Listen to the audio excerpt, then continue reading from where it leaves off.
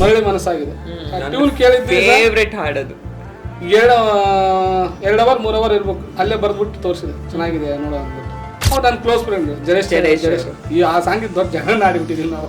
ಕಿನ್ನಲ್ Raj writer ಸಾಹಿತ್ಯ ಬರೆದಿದ್ದಾರೆ ಅಂತ ಒಂಚೂರು ಜನ ಮಾತಾಡಿ ತಿರುಗಿ ನೋಡಿದ್ವಿ. ಒಂಚೂರು ಹೈಪ್ ಆದಂತ ಹಾಡು ಗರ್ಭದಿನ ನಿಲ್ಲಿಸಿ KGF. ಅಂಜನಿ ಪುತ್ರ ಸಿನಿಮಾ ನೋಡ್ಬೇಕಾದ್ರೆ ಅದ್ರಲ್ಲಿ ವಿರಾಜ್ ಅಂತ ಬರುತ್ತೆ ಸರ್, ಹೆಸರು ಚೆನ್ನಾಗಿದೆ ಸರ್. ಕಿನ್ನಾಳ್ ಇರ್ಲಿ ರಾಜ್ ಸೇರ್ಕೊಂಡು ಕಿನ್ನಾಳ್ ರಾಜ್ ಇರುತ್ತೆ ಅಂತ ಈ ತರ ಬರೀತಂತ ನನಗೆ ಗೊತ್ತಿದ್ದೆ. ನಮ್ಗೆ ಸುಮ್ಮನೆ ಏನು ಗೊತ್ತಾ, ನಾನ್ ಕಾಮಿಡಿ ಆರ್ಟಿಸ್ಟ್ ಆಗಿ ಬರ್ಬೇಕಂತ ತುಂಬಾ ಆಸೆ ಅಂದ್ರೆ ಆಕ್ಟಿಂಗ್ ಮಾಡ್ಬೇಕನ್ನೋದು ಇತ್ತು. ಇದು ವಿಷಯ ತಡೀರಿ, ಬರವಣಿಗೆ ಆಮೇಲೆ ಹೋಗೋಣ. ಅದೊಂದು ಬೇಜಾರಿತ್ತಲ್ಲ KGF 1 ನಲ್ಲಿ ಹೆಸರು ಇಲ್ಲ ನಾನು ಬರ್ದಿರೋ ಸಾಲಿಗೆ. KGF 2 ಅಲ್ಲಿ ಅದು ಫುಲ್ಫಿಲ್ ಆಯ್ತು. ನಾವೇನೋ ಮಾಡ್ಬೇಕಂದ್ರೆ ಆಲ್ರೆಡಿ ವಿಧಿಲಿಖಿತ ಬರ್ದಿರ್ತಾರೆ, ಬಂದು ಮಾಡ್ಬಿಟ್ಟು ಹೋಗ್ಬೇಕು ಅಷ್ಟೇ. ನಾವು ಆಸೆ ಇತ್ತು, ಆಮೇಲೆ ಛಲ ಇತ್ತು. ಹಂಗಾಗಿ ಈಗ ಅಸಿಸ್ಟೆಂಟ್ ಡೈರೆಕ್ಟರ್ ಮಾಡ್ತೀನೋ, ಡೈರೆಕ್ಷನ್ ಮಾಡ್ತೀನೋ, ಡೈಲಾಗ್ ಮಾಡ್ತೀನೋ, ಸಾಂಗ್ ಮಾಡ್ತೀನೋ, ಆಕ್ಟರ್ ಮಾಡ್ತೀನೋ ಗೊತ್ತಿಲ್ಲ, ಒಟ್ಟು ದುಡ್ಡು ತಗೋಬೇಕು, ತಿನ್ಬೇಕು ಅಷ್ಟೇ. ಅಲ್ಲಿದೆ ಚಿತ್ರರಂಗದ್ದೇ ಅದು 100% ಇಲ್ಲೇ ಬದುಕು. 100% ಬದುಕ್ತಿದ್ದೀನಿ. ನಮಸ್ತೆ, ಸೆಲೆಬ್ರಿಟಿ ಪಾಡ್ಕಾಸ್ಟ್ಗೆ ಸ್ವಾಗತ. ನಾನು ಅಂಕಿತಾ ಗೌಡ. ಇವತ್ತು ನನ್ನ ಜೊತೆ ಇರುವಂತಹ ಸೆಲೆಬ್ರಿಟಿ ನನ್ನ ಫೇವ್ರೆಟ್ ರೈಟರ್ ಕೂಡ ಹೌದು. ಇತ್ತೀಚಿನ ದಿನದಲ್ಲಿ ಕನ್ನಡ ಇಂಡಸ್ಟ್ರಿಯಲ್ಲಿ ಸಾಕಷ್ಟು ಕನ್ನಡದ ಹಾಡುಗಳು, ಇವರು ಬರೆದಿರುವಂಥ ಹಾಡುಗಳು ಸೂಪರ್ ಡೂಪರ್ ಹಿಟ್ ಆಗ್ತಾನೆ ಇದೆ. 100ಕ್ಕೂ ಹೆಚ್ಚು ಹಾಡುಗಳು ಈಗ ಆಲ್ರೆಡಿ ಬರೆದಿದ್ದಾರೆ. ಅವರು ಯಾವ ಹಾಡು ಬರೆದಿದ್ದಾರೆ, ಏನೆಲ್ಲ ಸಕ್ಸಸ್ ಸಿಕ್ಕಿದೆ, ಅದೆಲ್ಲದ್ರ ಬಗ್ಗೆ ಮಾತಾಡೋದಕ್ಕೂ ಮುಂಚೆ ಅವ್ರನ್ನ ವೆಲ್ಕಮ್ ಮಾಡ್ಕೊಬಿಡೋಣ. ಎಸ್, ಕಿನ್ನಲ್ ರಾಜ್ ಸರ್ ನನ್ನ ಜೊತೆ ಇದ್ದಾರೆ. So welcome. Thank you madam. ನಮ್ಮ ನಿರ್ದೇಶಕರು ಕೂಡ ಹೌದು. ಲಿರಿಕ್ ರೈಟರ್ ಇಂದ ನಿರ್ದೇಶಕರಾಗಿ ಏನಂತಾರೆ ಅಪ್ಗ್ರೇಡ್ ಸಿಕ್ಕಿದ ಮೇಲೆ 2ನೇ ಸಿನಿಮಾ ಅನ್ಸುತ್ತೆ ಸಿಂಹಾಪುರಿ ಅಲ್ಲ. ಸೊ ಆ ಸಿನಿಮಾದಲ್ಲಿ ನಾನೊಂದು ಪುಟ್ಟ ಪಾತ್ರ ಮಾಡಿದ್ದೀನಿ. ಎಲ್ಲಾನು ಇಂಪಾರ್ಟೆಂಟ್, ಚೆನ್ನಾಗಿ ಮಾಡಿದ್ರೆ. Thank you sir. ಹೇಗಿದ್ದೀರಾ? ಸೂಪರ್ ಆಗಿದ್ದೀನಿ, ಖುಷಿಯಾಗಿದೆ. ಗೊತ್ತಾಗಿದೆ, ಫೇಸ್ ಅಲ್ಲೇ ಗೊತ್ತಾಗಿದೆ. ಇಲ್ಲ, ಮನುಷ್ಯನಲ್ಲಿ ನೆಮ್ಮದಿ ಅನ್ನೋದು ಇಂಪಾರ್ಟೆಂಟ್ ಫಸ್ಟ್. ಖುಷಿ ಯಾವಾಗ್ಲೂ ಮನುಷ್ಯನ ನಗ್ತಾ ಇದ್ರೆ ಅದೇ ಒಂದು ಪ್ಲಸ್. ಹೆಸರಲ್ಲೇ ರಾಜ ಅಂತ ಹೆಸರು ಇಟ್ಕೊಂಡಿದ್ರಲ್ಲ ಸರ್, ಹಂಗಾಗಿ ರಾಜನ್ ಮಾಡಿದ್ರೆ ಅಷ್ಟೇ ಕನ್ನಡ ಇಂಡಸ್ಟ್ರಿಲಿ ಅಂತ. ಹೌದು, ಆದ್ರೆ ನನ್ನ ಹೆಸರೇ ಬೇರೆ ಇದ್ದಿದ್ದು, ನಮ್ಮ ಗುರುಗಳೇ ರಾಜನ್ ಮಾಡಿದ್ರೆ ಅಷ್ಟೇ.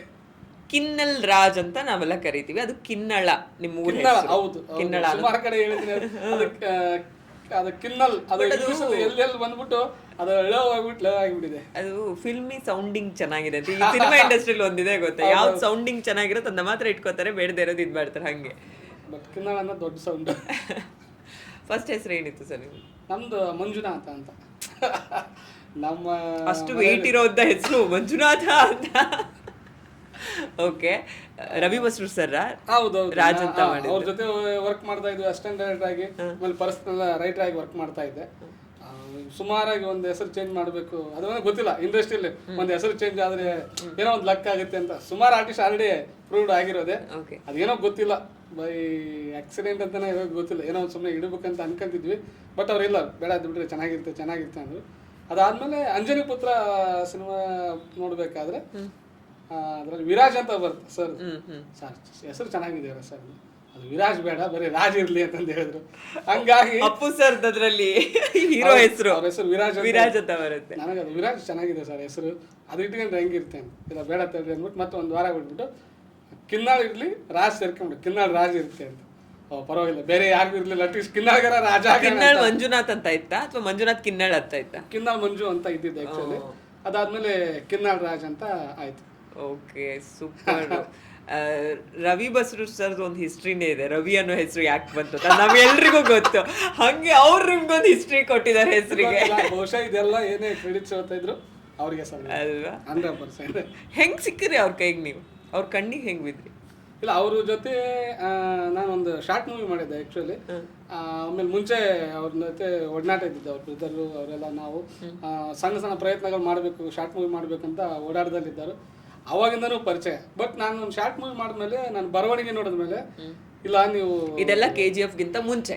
ಹೌದು, ಮುಂಚೆ KGF ಮುಂಚೆ, ಅವ್ರು ಉಗ್ರಂ ಮುಂಚೆನೆ. ಕರೆಕ್ಟ್, ಉಗ್ರಂಗೂ ಮುಂಚೆ ಸರ್ ವರ್ಕ್ ಮಾಡ್ತಿದ್ರು ಅರ್ಜುನ್ ಸರ್ ಹತ್ರ, ಅವ್ರ ಕಡೆ ಎಲ್ಲ ಅವಾಗಿಂದನೂ ಪರಿಚಯ. ಇವಾಗ ನಾನು ಬರವಣಿಗೆ ನೋಡ್ಬಿಟ್ಟು, ಇಲ್ಲ ನೀವು ಏನೋ ಅಟ್ಲೀಸ್ಟ್ ಸಾಹಿತ್ಯ ಇಲ್ಲ ಸಂಭಾಷಣೆ ಇದಕ್ಕೆ ಹೋಗಿ ಚೆನ್ನಾಗಿರುತ್ತೆ ಅಂತ ಹೇಳಿದ್ರು. ಅದಾದ್ಮೇಲೆ ಅವರು ಸಿನಿಮಾಗಳಿಗೆ ಅಸಿಸ್ಟೆಂಟ್ ಡೈರೆಕ್ಟರ್ ಕಟಕ್ ಅಂತ ಒಂದು ಮಾಡಿದ್ವಿ, ಒಂದು ಬಿಲಿಂಡ್ ಅಂತ ಮಾಡಿದ್ವಿ. ಅದರಲ್ಲಿ ಬರವಣಿಗೆಯಲ್ಲಿ ತೋರಿಸ್ಕೊಂಡೆ. ಅವ್ರ ಜೊತೆ ವರ್ಕ್ ನಡೀತಾನೆ ಇತ್ತು. ನಾನೇನು ಸಾಹಿತ್ಯ ಕೊಡ್ತಾರ ಕೇಳ್ಬೇಕು ಅಂತ ಒಂದು ಆಸೆ. ಬಟ್ ಇನ್ನೊಂದ್ಸರಿ ಈಗ ಬರವಣಿಗೆಯಲ್ಲಿ 2 ಥರ ಇರುತ್ತೆ ಸರ್. ಸಿನಿಮಾಗೆ ಬರೆಯೋದು, ಹಾಡುಗಳನ್ನ ಬರೆಯೋದು. ನಿಮ್ಗೆ ಯಾವ್ದ್ರಲ್ಲಿ ಇಂಟ್ರೆಸ್ಟ್? ಫಸ್ಟಿಂದನೂ ಹಾಡುಗಳ ಸಾಹಿತ್ಯದಲ್ಲಿ ಇಂಟ್ರೆಸ್ಟ್ ಇತ್ತಾ ಅಥವಾ ಸಿನಿಮಾಗೆ ಬರೀತಾ ಇದ್ರೆ? ಈ ತರ ಬರೀತಂತ ನನಗೆ ಗೊತ್ತಿದ್ದಿಲ್ಲ. ಸುಮ್ಮನೆ ಏನು ಗೊತ್ತಾ, ನಾನು ಕಾಮಿಡಿ ಆರ್ಟಿಸ್ಟ್ ಆಗಿ ಬರ್ಬೇಕಂತ ತುಂಬಾ ಆಸೆ, ಅಂದ್ರೆ ಆಕ್ಟಿಂಗ್ ಮಾಡ್ಬೇಕನ್ನೋದು ಇತ್ತು. ಓ, ಇದು ವಿಷಯ ತಡೀರಿ, ಬರವಣಿಗೆಗೆ ಆಮೇಲೆ ಹೋಗೋಣ. ಸಿನಿಮಾದಲ್ಲಿ ಏನೋ ಒಂದು ಸಣ್ಣ ಕ್ಯಾರೆಕ್ಟರ್, ಒಂದು ಕಾಮಿಡಿನೋ ಇಲ್ಲ ಯಾವ್ದೋ ಕ್ಯಾರೆಕ್ಟರ್ ಮಾಡ್ಬೇಕು ಅನ್ನೋದು ಆಸೆ. ನಾನು ಆ ಥರದಲ್ಲಿ ಹೋಗ್ತಾ ಇದ್ದೆ. ಸರ್ ಬಂದು ಹಿಡ್ಕೊಂಡು, ಇಲ್ಲ ಇದು ಚೆನ್ನಾಗಿರುತ್ತೆ, ಇದು ಮಾಡಿ ಅಂತಂದು ಹೇಳಿ ತಂದಿರಿಸಿದ್ರು. ಸರಿ ಅಂದ್ಬಿಟ್ಟು ಒಂದು ಪ್ರಯತ್ನ ಪಟ್ಟೆ. ಅದೇನೋ ಗೊತ್ತಿಲ್ಲ, ಅಂದರೆ ಹಾಡುಗಳನ್ನು ಸುಮಾರು ಕೇಳೋದು ನಾನು. ಹಂಸಲೇಖ ಸರ್ದು, ಕಲ್ಯಾಣ್ ಸರ್ದು, ಕವಿರಾಜ್ ಸರ್ದು, ನಾಗೇಂದ್ರ ಪ್ರಸಾದ್ ಸರ್ ಸ್ಪೆಷಲಿ ತುಂಬ ಫೇವ್ರೇಟ್. ಅದಾದಮೇಲೆ ಸುಮಾರು ಪುಟ್ಟಣ್ಣ ಸರ್ ಸಾಂಗ್ಗಳೆಲ್ಲ ಆಲ್ಮೋಸ್ಟ್ ಸೂಪರ್. ಕನಗಲ ಪ್ರಭಾಕರ್ ಶಾಸ್ತ್ರಿ ಅವೆಲ್ಲ ನೋಡ್ಕೊಂಬಂದ್ರೆ ಚಿ ವಿಜಯಶಂಕರ್ ಸರ್. ಅಂದರೆ ತುಂಬ ಸರಳವಾಗಿ ನೀನು ಮನತರೇನು ಸುಖವಿದೆ ಇಷ್ಟೇ. ಅಂದರೆ ಒಂದು ತೂಕವಾಗಿರುತ್ತೆ, ಜೊತೆಗೆ ಕಥೆನೇ ಹೇಳುತ್ತೆ. ಅವರೆಲ್ಲ ಏನೇ ಹೇಳಿದ್ರು ನೀವು ಯಾವ ಸಾಂಗ್, ಹಂಸಲೇಖ ಸರ್ ತಗೊಳ್ಳಿ, ಆಮೇಲೆ ಚಿ ವಿಜಯಶಂಕರ್ ಸರ್ ತಗೊಳ್ಳಿ, ಅವರು ಒಂದು ಕತೆ ಹೇಳ್ಕೊಂಡು ಹೋಗ್ತಾರೆ ಆ್ಯಕ್ಚುಲಿ. ಓ ಎಂಥ ಸೌಂದರ್ಯ ಕಂಡಿ ಮಹಾಲಕ್ಷ್ಮಿ. ಅದರಲ್ಲಿ ಏನಪ್ಪ ಅಂದರೆ ಅವ್ನ ಹೆಂಡತಿಗೆ ಕೈ ಮುಗಿಬೇಕಂತ ಒಂದು ವರ್ಡ್ ಬರುತ್ತೆ ಆ್ಯಕ್ಚುಲಿ. ಬಟ್ ಅಲ್ಲಿ ನೋಡೋಕೆ ಹೋದರೆ ಅವ್ನ ಹೆಂಡತಿ ಇರೋಲ್ಲ, ಬೇರೆಯವ್ರದ್ದು. ಅಂದರೆ ಸಹೋದರಿಯನ ಭಾವನೆಯಲ್ಲಿ ಒಂದು ಹೆಣ್ಣನ್ನು ಹೆಂಡತಿ ಹೊಗಳದಂಗೆ ಇರಬೇಕು, ಒಂದು ದೇವಿಗೆ ಹೊಗಳಿಸ್ಬೇಕು, ಹೊಗಳಿಬಿಟ್ಟು ಬರೀಬೇಕು. ಈ ಥರ ಎಲ್ಲ ಪದಗಳನ್ನು ಅವರು ಉಪಯೋಗಿಸಿದ್ರು. ಹಂಗಾಗಿ ಅದೆಲ್ಲ ತುಂಬ ಇಷ್ಟ. ಏನೋ ಗೊತ್ತಿಲ್ಲ, ತಾಯಿ ಸರಸ್ವತಿ ದಯ ಅಷ್ಟೇ. ಕಾಮಿಡಿ ಆ್ಯಕ್ಟರ್ ಆಗಬೇಕು ಅಂದ್ಕೊಂಡಿದ್ದೆ. ಅದು ಯಾಕೆ ಕಾಮಿಡಿ ಆ್ಯಕ್ಟರೇ ಯಾಕೆ ಸರ್? ಈ ಕಲಾವಿದ ಆಗಬೇಕು ಅನ್ನೋದು ಬೇರೆ, ಪರ್ಟಿಕ್ಯುಲರ್ ನಾನು ಕಾಮಿಡಿಯನ್ ಆಗಬೇಕು ಅನ್ನೋದು ಯಾರು ನಿಮಗೆ? ಅಂದರೆ ಈಗ ಒಂದಷ್ಟು ಸಿನಿಮಾಗಳನ್ನ ನೀವು ನೋಡಿರ್ತೀರ ಕನ್ನಡ ಇಂಡಸ್ಟ್ರಿಲಿ, ಹಳುಬ್ರು ಹೊಸಬ್ರು ಎಲ್ಲ ಒಳ್ಳೆ ಕಾಮಿಡಿ ಟೈಮಿಂಗ್ ಇರೋ ಕಾಮಿಡಿಯನ್ಸ್ ಇದ್ದಾರೆ. ನಿಮ್ಮ ಫೇವ್ರೇಟ್ ಯಾರು? ಇನ್ಸ್ಪೈರ್ ಮಾಡಿದವ್ರು ಯಾರು? ಇಲ್ಲ, ಎಲ್ಲರೂ ಇಷ್ಟ. Narasimharaju sir favourite. ಅಂದರೆ ಅವರು ಹಿಂಗೆ ಮಸಡಿ ಮಾಡಿದ್ರೇ ಮುಖ ಮಾಡಿದರೆ ಅಲ್ಲಿ ನಕ್ಕು ಬಿಡ್ತಿದ್ವಿ ಆ್ಯಕ್ಚುಲಿ. ಇವಾಗೆಲ್ಲ ಎಲ್ಲ ಕಲಾವಿದ್ರು ಮಾಡ್ತಾರೆ, ಬಟ್ ಪರ್ಟಿಕ್ಯುಲರ್ ಅವ್ರು ಏನಂದರೆ ಭಾವಾಭಿನಯ. ಅವ್ರು ಜಸ್ಟ್ ಒಂದು ಮುಖದ ಎಕ್ಸ್ಪ್ರೆಷನ್ಸಲ್ಲೇ ನಗ್ತಿದ್ರು. ಅವರು ಇಷ್ಟ. ಆದಮೇಲೆ ಸುಮಾರು ಜನ ಇವಾಗ ಇರೋದಂದ್ರೆ ಚಿಕ್ಕಣ್ಣವರು, ಆಮೇಲೆ ಸಾಧು ಸರು, ಕೋಮಲ್ ಸರು, ಎಲ್ಲರೂ ಇಷ್ಟ ಆಯ್ತು. ಈಗಲೂ ಟೈಮ್ ಇದೆ, ಯೋಚನೆ ಮಾಡ್ಬೋದು. ಕಿನ್ನಲ್ ರಾಜ್ ಸರ್ ಇಲ್ಲ ಮಾಡ್ತಾ ಇದ್ದೀನಿ. ಒಂದು ಸೂತ್ರಧಾರಿ ಅಂತ ಒಂದು ಚಂದನ್ ಶೆಟ್ಟಿ ಸರ್ದು, ಕಿರಣ್ ಕುಮಾರ್ ಅಂತ ಡೈರೆಕ್ಟರ್, ನವರಸನ್ ಸರ್ ಪ್ರೊಡಕ್ಷನ್ ಅವರು. ಅದರಲ್ಲಿ ಒಂದು ಚಿಕ್ಕ ಕ್ಯಾರೆಕ್ಟರ್, ಡೈಲಾಗು ಜೊತೆಗೆ ಒಂದು ಕ್ಯಾರೆಕ್ಟರ್, ಸ್ವಾಮಿ ಕಾರ್ಯ ಸ್ವಕಾರ್ಯ ಸ್ವಕಾರ್ಯ ಎರಡು. ಈ ಸಿನಿಮಾ ಇಂಡಸ್ಟ್ರಿನೇ ಹಾಗೆ ಅಲ್ಲ, ನಾವು ಯಾವುದೋ ಈಗ ಸಾಹಿತ್ಯ ಬರೆದ್ರೆ ಸಾಹಿತ್ಯನೇ ಬರೆಯಲ್ಲ, ಆ್ಯಕ್ಟಿಂಗಲ್ಲೂ ಇರ್ತಾರೆ, ಅಥವಾ ಆ್ಯಕ್ಟಿಂಗಲ್ಲಿ ಇದ್ದವ್ರು ಇನ್ನೊಂದೇನೋ ಇಂಟ್ರೆಸ್ಟ್ ಇರುತ್ತೆ, ಆ ಡಿಪಾರ್ಟ್ಮೆಂಟ್ಗಳಿರುತ್ತಲ್ಲ, ಒಂಥರ ಎಲ್ಲದರಲ್ಲೂ ಮಾಸ್ಟರ್ಸ್ ಮಾಡಿರೋ ಥರ. ಒಟ್ಟು ನಾವು ನಂದೊಂದು ಏನಪ್ಪ ಅಂದರೆ ಎಲ್ಲೇ ಆಗಲಿ ಚಿತ್ರರಂಗದ ಕೂಳು ತಿನ್ಬೇಕು, ಅಂದರೆ ಊಟ ಮಾಡಲೇಬೇಕಂತ ಫಿಕ್ಸ್ ಆಗಿಬಿಟ್ಟಿದ್ದು ನಾನು. ಆ್ಯಕ್ಚುಲಿ ಏನಾರ ಆಗಲಿ ಒಟ್ಟು ಅಲ್ಲೇ ಇರಬೇಕು ಅನ್ನೋದು ಒಂದು ಆಸೆ ಇತ್ತು, ಆಮೇಲೆ ಛಲ ಇತ್ತು. ಹಂಗಾಗಿ ಈಗ ಡೈರೆಕ್ಟರ್ ಮಾಡ್ತೀನೋ, ಡೈರೆಕ್ಷನ್ ಮಾಡ್ತೀನೋ, ಡೈಲಾಗ್ ಮಾಡ್ತೀನೋ, ಸಾಂಗ್ ಮಾಡ್ತೀನೋ, ಆ್ಯಕ್ಟರ್ ಮಾಡ್ತೀನೋ ಗೊತ್ತಿಲ್ಲ, ಒಟ್ಟು ದುಡ್ಡು ತೊಗೋಬೇಕು, ತಿನ್ಬೇಕು ಅಷ್ಟೇ. ಅಲ್ಲಿದೆ ಚಿತ್ರರಂಗದ್ದೇ. ಅದು 100% ಇಲ್ಲೇ ಬದುಕು. 100% ಬದುಕ್ತಿದ್ದೀನಿ. ಎಷ್ಟು ವರ್ಷ ಆಯ್ತು ಸರ್ ಈಗ? ಇವಾಗ ಕರೆಕ್ಟಾಗಿ ಲೈಫ್ ಸೆಟ್ಲ್ ಆಗಿ 5 ವರ್ಷ ಆಯಿತು. ಬಟ್ ನಾವು ಬಂದಿದ್ದು ಒಂದು 12 ವರ್ಷ ಆಯಿತು. 12 ವರ್ಷ ಆಯಿತು. ಅದು ಆ್ಯಕ್ಚುಲಿ ಈಗ ಯಾರ್ಯಾರು ಒಂದಷ್ಟು ಹೆಸರು ಮಾಡ್ತಾ ಇರ್ತಾರೆ, ಹಿಟ್ ಆಗಿರುತ್ತೆ ಒಂದಷ್ಟು ಅವ್ರದ್ದು. ಈಗ ಬ್ಯಾಕ್ ಟು ಬ್ಯಾಕ್ ಈಗ ನಿಮ್ಮ ಇಂಟರ್ವ್ಯೂಸ್ ಈಗ ನೋಡ್ತಾ ಇರ್ಬೋದು ಎಲ್ಲರೂ ಜನ ಎಲ್ಲ ಏನು ಅನ್ಕೋತಾರೆ, ಓ ಈಗ ಬಂದರು ಈಗ ಮಾಡಿದ್ರು ಅಂತ. ಬಟ್ ಅದ್ರ ಹಿಂದೆ ಅವ್ರಿಗೆ ಗೊತ್ತಿಲ್ಲದೆ ಇರೋ, ನೀವು ಹೇಳಿದ್ರಲ್ಲ 5 ವರ್ಷದಿಂದ ಒಂಚೂರು ಸಕ್ಸಸ್ ನೋಡ್ತಾ ಇದ್ದೀನಿ, ಅದಕ್ಕಿಂತ ಮುಂಚೆದು ಒಂದು ಓವರ್ ಆಲ್ 12 ವರ್ಷ ಅಂತ. ಅದು ಯಾರಿಗೂ ಗೊತ್ತಿರಲ್ಲ ಸ್ಟ್ರಗಲ್, ಎಸ್ಪೆಷಲಿ ಇಲ್ಲಿ ಈ ಇಂಡಸ್ಟ್ರಿಯಲ್ಲಿ. ಬಟ್ ಇದು ಏನಪ್ಪ ಅಂದರೆ ಈಗ ಅವ್ರದ್ದು ತಪ್ಪಲ್ಲ ಆ್ಯಕ್ಚುಲಿ. ಯಾಕಂದ್ರೆ ಶೈನ್ ಆಗ್ತಿದ್ದಾರೆ, ನಾವು ಈಗ ಬಂದಿದ್ದಾನೆ, ಇಲ್ಲ ಇವ್ನಿಗೆ ಯಾರೋ ಪರಿಚಯ ಇದು ಮಾಡಿದ್ದಾರೆ. ನೀವು ಅಂಥ ಪರಿಚಯ ಇರಲಿ, ಯಾರ ಮಗನರೇ ಆಗಿರಲಿ, ಬಟ್ ನಿನ್ನ ಟ್ಯಾಲೆಂಟು, ನಿನ್ನ ಶ್ರಮ ಇದ್ದಾಗ ಮಾತ್ರ ನೀವು ಇಲ್ಲಿ ಗೆಲ್ಲಕ್ಕೆ ಸಾಧ್ಯ. ಸಿನಿಮಾದಲ್ಲಿ ಒಂದು ಸಪೋರ್ಟ್ ಅಂತೂ ವೆರಿ ವೆರಿ ಇಂಪಾರ್ಟೆಂಟ್. ನೀವು ಬೇಕೇ ಬೇಕು, ಒಬ್ಬರೇ ಬರ್ತೀವಿ ಏನೋ ಮಾಡ್ತೀವಿ ಅದೆಲ್ಲ ಸುಳ್ಳು. ನನ್ನ ಪ್ರಕಾರ ಅದು ಗೊತ್ತಿಲ್ಲ. ಯಾಕಂದರೆ ಯಾರೋ ಒಬ್ರು ಒಂದು ಸ್ಟಾರ್ ಆಗಿದ್ದಾರೆ ಅಂದರೆ ಅವ್ರಿಗೆ ಯಾರೋ ಪರಿಚಯದವರು, ಅವ್ರಿಗೆ ಯಾರೋ ಹತ್ರದವರು, ಇಲ್ಲ ಅವ್ರ ಗುರುಗಳು ಒಂದು ಆಶೀರ್ವಾದ ಇದ್ದೇ ಇರುತ್ತೆ. ಫಸ್ಟು ಕಿನ್ನಲ್ ರಾಜ್ ರೈಟರ್, ಸಾಹಿತ್ಯ ಬರೆದಿದ್ದಾರೆ ಅಂತ ಒಂಚೂರು ಜನ ಮಾತಾಡಿ ತಿರುಗಿ ನೋಡಿದ್ವಿ, ಒಂಚೂರು ಹೈಪ್ ಆದಂಥ ಹಾಡು ಗರ್ಭದಿನ ನಿಲ್ಲಿಸಿ KGF. ಏನು ಸಾಲು ಕೇಳೋದು ಅಂದರೆ, ಈಗಲೂ ಕೇಳಿದ್ರೆ ನಮಗೆ ಪ್ರತಿಯೊಂದು ಸಾಲೂ ನಾವು ಮೆಲ್ಕು ಹಾಕ್ತೀವಿ, ಹೆಂಗೆ. ಆದರೆ ನಿಮ್ಮ ಮೇಲೆ ದೊಡ್ಡ ಜವಾಬ್ದಾರಿ ಇತ್ತು. ಒಂದು ಆ ಮ್ಯೂಸಿಕ್ಕಿಗೆ ಸಾಲುಗಳನ್ನ ಕೂಡಿಸೋದು ಅಥವಾ ಪದ ಜೋಡಣೆ ಮಾಡೋದು, ಸಾಹಿತ್ಯ ಬರೆಯೋದು ಅಂತೀವಿ. ಇನ್ನೊಂದು ಅದು ಅಷ್ಟೇ ಅರ್ಥಪೂರ್ಣವಾಗಿರಬೇಕು, ಆ ಸಿನಿಮಾ ಎಮೋಷನ್ನಿಗೆ ಅದಕ್ಕೆ ಕರೆಕ್ಟ್ನಾಗಿರಬೇಕು. ಅದೊಂಚೂರು ನಿಮಗೆ ಏನಂತಾರೆ ಟಾಸ್ಕ್, ಅದು ದೊಡ್ಡ ಟಾಸ್ಕ್ ಅದು. ಒಂದಷ್ಟು ರೈಟರ್ಸ್ ಹೇಳಿರೋದು ನಾನು ಕೇಳಿದೀನಿ, ಫಸ್ಟ್ ಸಾಲ ಸಿಗದೇ ಇದೆಯಲ್ಲ ಅದು ಅದು ಟಾಸ್ಕ್. ಇವಾಗಲೂ ನೀವು ಚರಣ ಎಲ್ಲ ಆರಾಮಾಗಿ ಬರ್ಕೊಂಡು ಹೋಗ್ತಾರೆ. ಆ 4 ಲೈನ್ ಇದೆಯಲ್ಲ, ಫಸ್ಟ್ 4 ಲೈನು, ಯಾಕಂದರೆ ಎಲ್ಲ ಕೇಳೋದು ಅಷ್ಟೇ, ಸರ್ ನೀವು ಸೆಕೆಂಡ್ ಆಮೇಲೆ ಏನೋ ಬರ್ಕೊಳ್ಳಿ, ಫಸ್ಟ್ 4 ಲೈನ್ ಚೆನ್ನಾಗಿರೋದು ಕುಡಿ ಅಂತ. ಎಲ್ಲಿಂದ ಕುಡಿಯೋದ್ರೆ ಒಂದು ಕೆಲವ್ರು ಏನಪ್ಪ ಅಂದರೆ ಕತೆ ಹೇಳ್ತಾರೆ, ಕೆಲವ್ರು ಏನು ಹೇಳ್ತಾರೆ, ಸರ್ ಒಂದು ಹೀರೋಯಿನ್ ಭೇಟಿ ಆಗ್ತಾರೆ ಸರ್, ನೋಡ್ತಾರೆ ಸರ್, ನೋಡಿದ ತಕ್ಷಣ ಸಾಂಗ್, ನೋಡಿದ ತಕ್ಷಣ ಎಷ್ಟಂತ ಬರೀತೀರಿ, ಆ ಕಣ್ಣ ಸಲಿಗೆ ಬರೀಬೋದು, ಆ್ಯಕ್ಚುಲಿ ಸುಮ್ಮನೆ ನಗ್ತಾಳೆ ಏನೋ ಬರೀಬೋದು, ಎಷ್ಟಂತ ಬರೀಬೇಕು ಹೇಳಿ. ಬಟ್ ಅದು ಬಿಟ್ಟು ಒಬ್ಬ ನಿರ್ದೇಶಕನಿಗೆ ತನಗೇನು ಬೇಕು, ತನ್ನ ಕತೆ ಏನು ಕೇಳುತ್ತೆ, ಅದು ಯಾವ ಸಿಚುವೇಶನ್, ಯಾವ ಸನ್ನಿವೇಶದಲ್ಲಿ ಅವ್ರು ಎದುರಾಗ್ತಾರೆ ಅಂತ ಹೇಳಿದ್ರೆ ಅಟ್ಲೀಸ್ಟ್ ನಮಗೂ ಒಂದು ಬರೆಯೋಕ್ಕೆ ಸ್ಪೇಸ್ ಆಗುತ್ತೆ. ಒಂದು ಶಿವಾಜಿನಗರದಲ್ಲಿ ಬಸ್ ಐತಿದೆ, ಇಲ್ಲಿ ಬಂದು ಹೇಳ್ದ, ಇವ್ರು ಏನೇನಾಗಿದೆ ಘಟನೆಗಳು, ಅಟ್ಲೀಸ್ಟ್ ಅದನ್ನೆಲ್ಲ ಒಂದು ಕತೆ ಒಂದು ಥರದಲ್ಲಿ ಹೇಳ್ಕೊಂಡು ಹೋಗ್ಬೋದು. ಆಮೇಲೆ ಒಂದು ಸಂಭಾಷಣೆ ಬರೆಯೋದು ತುಂಬ ಈಸಿ. ಒಂದು ಸಿನಿಮಾಗೆ ಸಂಭಾಷಣೆ ಬರಿಬೋದು, ಯಾಕಂದ್ರೆ ಸ್ಪೇಸ್ ಇರುತ್ತೆ, ಓಕೆ ಇಲ್ಲಿಂದ್ರೆ ಇಲ್ಲಿಂದ ಬರ್ತಾರೆ ಅಂತ ಮಾಡ್ಬೋದು. ಬಟ್ ಸಾಂಗ್ ಅಂತ ಬಂದಾಗ ಒಂದು ಕಥೆನೂ ಹೇಳ್ಬೇಕು ನಾವಲ್ಲಿ. ಆ ಕತೆ ಹೇಳಿದಾಗ ಮಾತ್ರ ಓ ಪರವಾಗಿಲ್ಲ, ಇದರಲ್ಲಿ ಏನೋ ಒಂದು ಕತೆ ಹೇಳಿದಾನೆ. ಬಟ್ ನಾನು ಅನ್ಕೊಂಡಿರೋದು ಮೇಡಮ್ ಬೇರೆ ಅಂತಲ್ಲ, ನನ್ನ ಶೈಲಿ ಏನಪ್ಪ ಅಂದ್ರೆ ಅದ್ರ ಕತೆ ಹೇಳ್ಬೇಕು. ಹೌದು, ಇದನ್ನ ನಾನು ತುಂಬಾ ಜನ ಹೇಳಿರೋದು ಕೇಳಿ, ನೀವು ಹೇಳಿದ್ರಿ ಗೊತ್ತಾ, ಈಗ ಹೀರೋ ಹೀರೋಯಿನ್ ಬರ್ತಾರೆ, ಫಸ್ಟ್ ಟೈಮ್ ಸಿಗ್ತಾರೆ, ಒಬ್ರನ್ನೊಬ್ರು ನೋಡ್ಕೊತಾರೆ, ಸಾಂಗಿಗೆ ಹೋಗುತ್ತೆ, ಹಂಗೆ ಹೇಳಿದ್ರೆ ಅದ್ರಲ್ಲಿ ಒಂದು ಭಾವ ಏನಿದೆ ಅಥವಾ ಅವ್ರಿಬ್ರು ಬ್ಯಾಕ್ ಸ್ಟೋರಿ ಏನಿದೆ ಅದು ಗೊತ್ತಿಲ್ಲದೆ ಅದಕ್ಕೊಂದು ಜೀವ ತುಂಬೋದು. ಸೋಲ್ ಆಫ್ ದ ಸಾಂಗ್ ಅಂತ ನಾವು ಹೇಳ್ತೀವಿ, ಕಷ್ಟ ಆಗ್ಬೋದು, ತುಂಬಾ ರ್ಯಾಂಡಮ್ ಆಗಿ ಬರಿಬೋದು. ಗರ್ಭದಿ ನಿನ್ನಿರಿಸಿ ಊರಲ್ಲಿ ನಡೆಯುತ್ತೀರೆ ತೇರಲ್ಲಿ ನಡೆದಂತೆ ಅಮ್ಮ, ಹೆಂಗ್ ಅದು ಹೆಂಗ್ ಹೊಳಿತು ಸರ್ ಆ ಸಾಲ ನಿಮ್ಗೆ? ಏನೋ ಪ್ರಯತ್ನ ಅಂತೂ ಮಾಡ್ಬೇಕು ಅನ್ಕೊಂಡಿದ್ವಿ. ಆಮೇಲೆ ಅದು ಹೆಂಗಿತ್ತಂದ್ರೆ ಬಂದಿದ್ದಾರೆ ಗೆಲ್ಲಬೇಕು. ಆಲ್ಮೋಸ್ಟ್ ಅಂಜನಿ ಪತ್ರ ಬಂದಿತ್ತು, ಗೊತ್ತಿತ್ತು, ಕಿನ್ನಾಡ್ರಾಜ್ ಅವ್ರು ಸಾಹಿತಿ ಅಂತ ಅಷ್ಟೇ ಇಂಡಸ್ಟ್ರಿಗೆಲ್ಲ ಗೊತ್ತಿತ್ತು, ಏನು ಬರ್ತಾರೆ ಅಂತ ಗೊತ್ತಿದೆ. ಅಟ್ಲೀಸ್ಟ್ ಒಂದೇನೋ ಪ್ರೂವ್ ಮಾಡ್ಕೋಬೇಕು ಅಂತಂದೊಂದು ಆಸೆ ಅಂತ ಇದ್ದಿದ್ದು. ಅದಾದಮೇಲೆ ಪ್ರಶಾಂತ್ ಸರ್ ಜೊತೆಗೆ ಇವ್ರು ಹಿಂಗೆ ಅಂಜನಿ ಪತ್ರ ಬರ್ದಾರಂತ ಸರ್ ಪರಿಚಯ ಮಾಡಿಸಿದ್ರು, ರವಿ ಸರ್. ಸರಿ ತಾಯಿ ಸಾಂಗ್ ಪ್ರಯತ್ನ ಪಡೋಣ ಅಂದ್ಬಿಟ್ಟು ಹೇಳಿದರು, ಬರೆದ್ವಿ. ಆಮೇಲೆ ಅವರು ಪ್ರಶಾಂತ್ ಸರ್ ನೀವು ಏನೇ ಕೊಟ್ಟರು, ಯಾವ ಇನ್ಫ್ಲೂಯೆನ್ಸ್ ಆಗಲಿ ಏನೋ ಇಲ್ಲ, ಕತೆಗೆ ಏನು ಬೇಕೋ ಕತೆ ಬಿಟ್ಟು ಅವರು ಒಂದು ಚೌಕಟ್ಟು ಇರುತ್ತೆ, ನೀವೇನೇ ಮಾಡಿದ್ರೆ ಆ ಚೌಕಟ್ಟಲ್ಲಿ ಕತೆ ಹೇಳಬೇಕು. ಆಮೇಲೆ ಆ ಪದಗಳು ಅವ್ರ ಕತೆಗೆ ಹೋಲಿಕೆ ಆಗಬೇಕು. ಆ ಹೋಲಿಕೆ ಆಯ್ತಂದ್ರೆ ಬೇಕಾದ್ರೆ ಚೆನ್ನಾಗಿತ್ತಂದ್ರೆ ಇನ್ನೊಂದ್ಸಲ ಬೇಕಾದ್ರೆ ಶೂಟ್ ಮಾಡ್ಕೊತಾರೆ ಆ ಸಾಂಗ್ಗೋಸ್ಕರ. ಅಷ್ಟೊಂದು ಸಿನಿಮಾ ಅಂದರೆ ಶ್ರದ್ಧೆ, ಅವರು ಅಷ್ಟು ಶ್ರಮ ಹಾಕ್ತಾರೆ ಸಿನಿಮಾಗೆ. ನಾನು ಫಸ್ಟ್ ನಾನೇ ಬರ್ಕೊಂಡೆ, ಇದು ಏನು ಗರ್ಭದಿ ನನ್ನಿಸಿ ಎಲ್ಲರೂ ದೇವರು ತಂದೆ ತಾಯಿ ಏನೇನೋ ಬರ್ತಾರೆ, ಈ ಗರ್ಭದಿ ಅಂತ ಒಂದೇ ಸರಿಗೆ ಅಂದರೆ ಹಾಡು ಹೇಳಿದ ತಕ್ಷಣ ಅನಿಸ್ಬೇಕು, ಬಾಯಿಗೆ ಬರೋ ಪದಗಳು. ನಾನು ಏನಕ್ಕೆ ಇವ್ರು ಏನಕ್ಕೆ ಅಂತ ಅಂದ್ಬಿಟ್ಟು ಒಂದ್ಸರಿ ರವಿ ಸರ್ಗೆ ಹೇಳಿದೆ, ಚೆನ್ನಾಗಿದೆ ಸರ್ ಕೇಳೋಣ. ಪೂರ್ತಿ ಅಲ್ಲ ಇದು ಬರ್ದಿದ್ರೆ ಪೂರ್ತಿ ಹಾಡು ಬರ್ದಿದೆ. ಫಸ್ಟ್ ಒಂದು ಪಲ್ಲವಿ ಬರ್ಬಿಟ್ಟು ಸರ್ಗೆ ಗರ್ಭದಿ ನಿನ್ನಿರಿಸಿ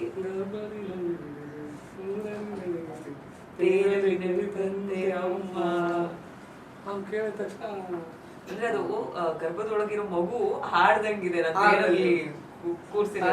ನಾನು ಇವತ್ತೆಲ್ಲೋ ತಾಯಿ ಗರ್ಭ ಅಂದ್ರೆ ದೇವ್ರ ತೇರ್ ಅಂತ ಕುತ್ಕೊಂಡಿದ್ದೀನಿ, ನೀನು ಹೇಳ್ತಿದ್ರೆ ನನ್ನ ಮೆರವಣಿಗೆ ಹೋಗ್ತಾ ಇದ್ದೀನಿ ನನ್ನ ಕರದಲ್ಲಿ, ಹಂಗೆ ಅವರು ನೋಡಿಬಿಟ್ಟು ಸರಿ ಎತ್ತಿಟ್ಕೊಂಡು ನೋಡೋಣ, ಹೌದು ಇದನ್ನು ಹೊಗೆ ಇದ್ದಂಗಿದೆ ಅಂತ.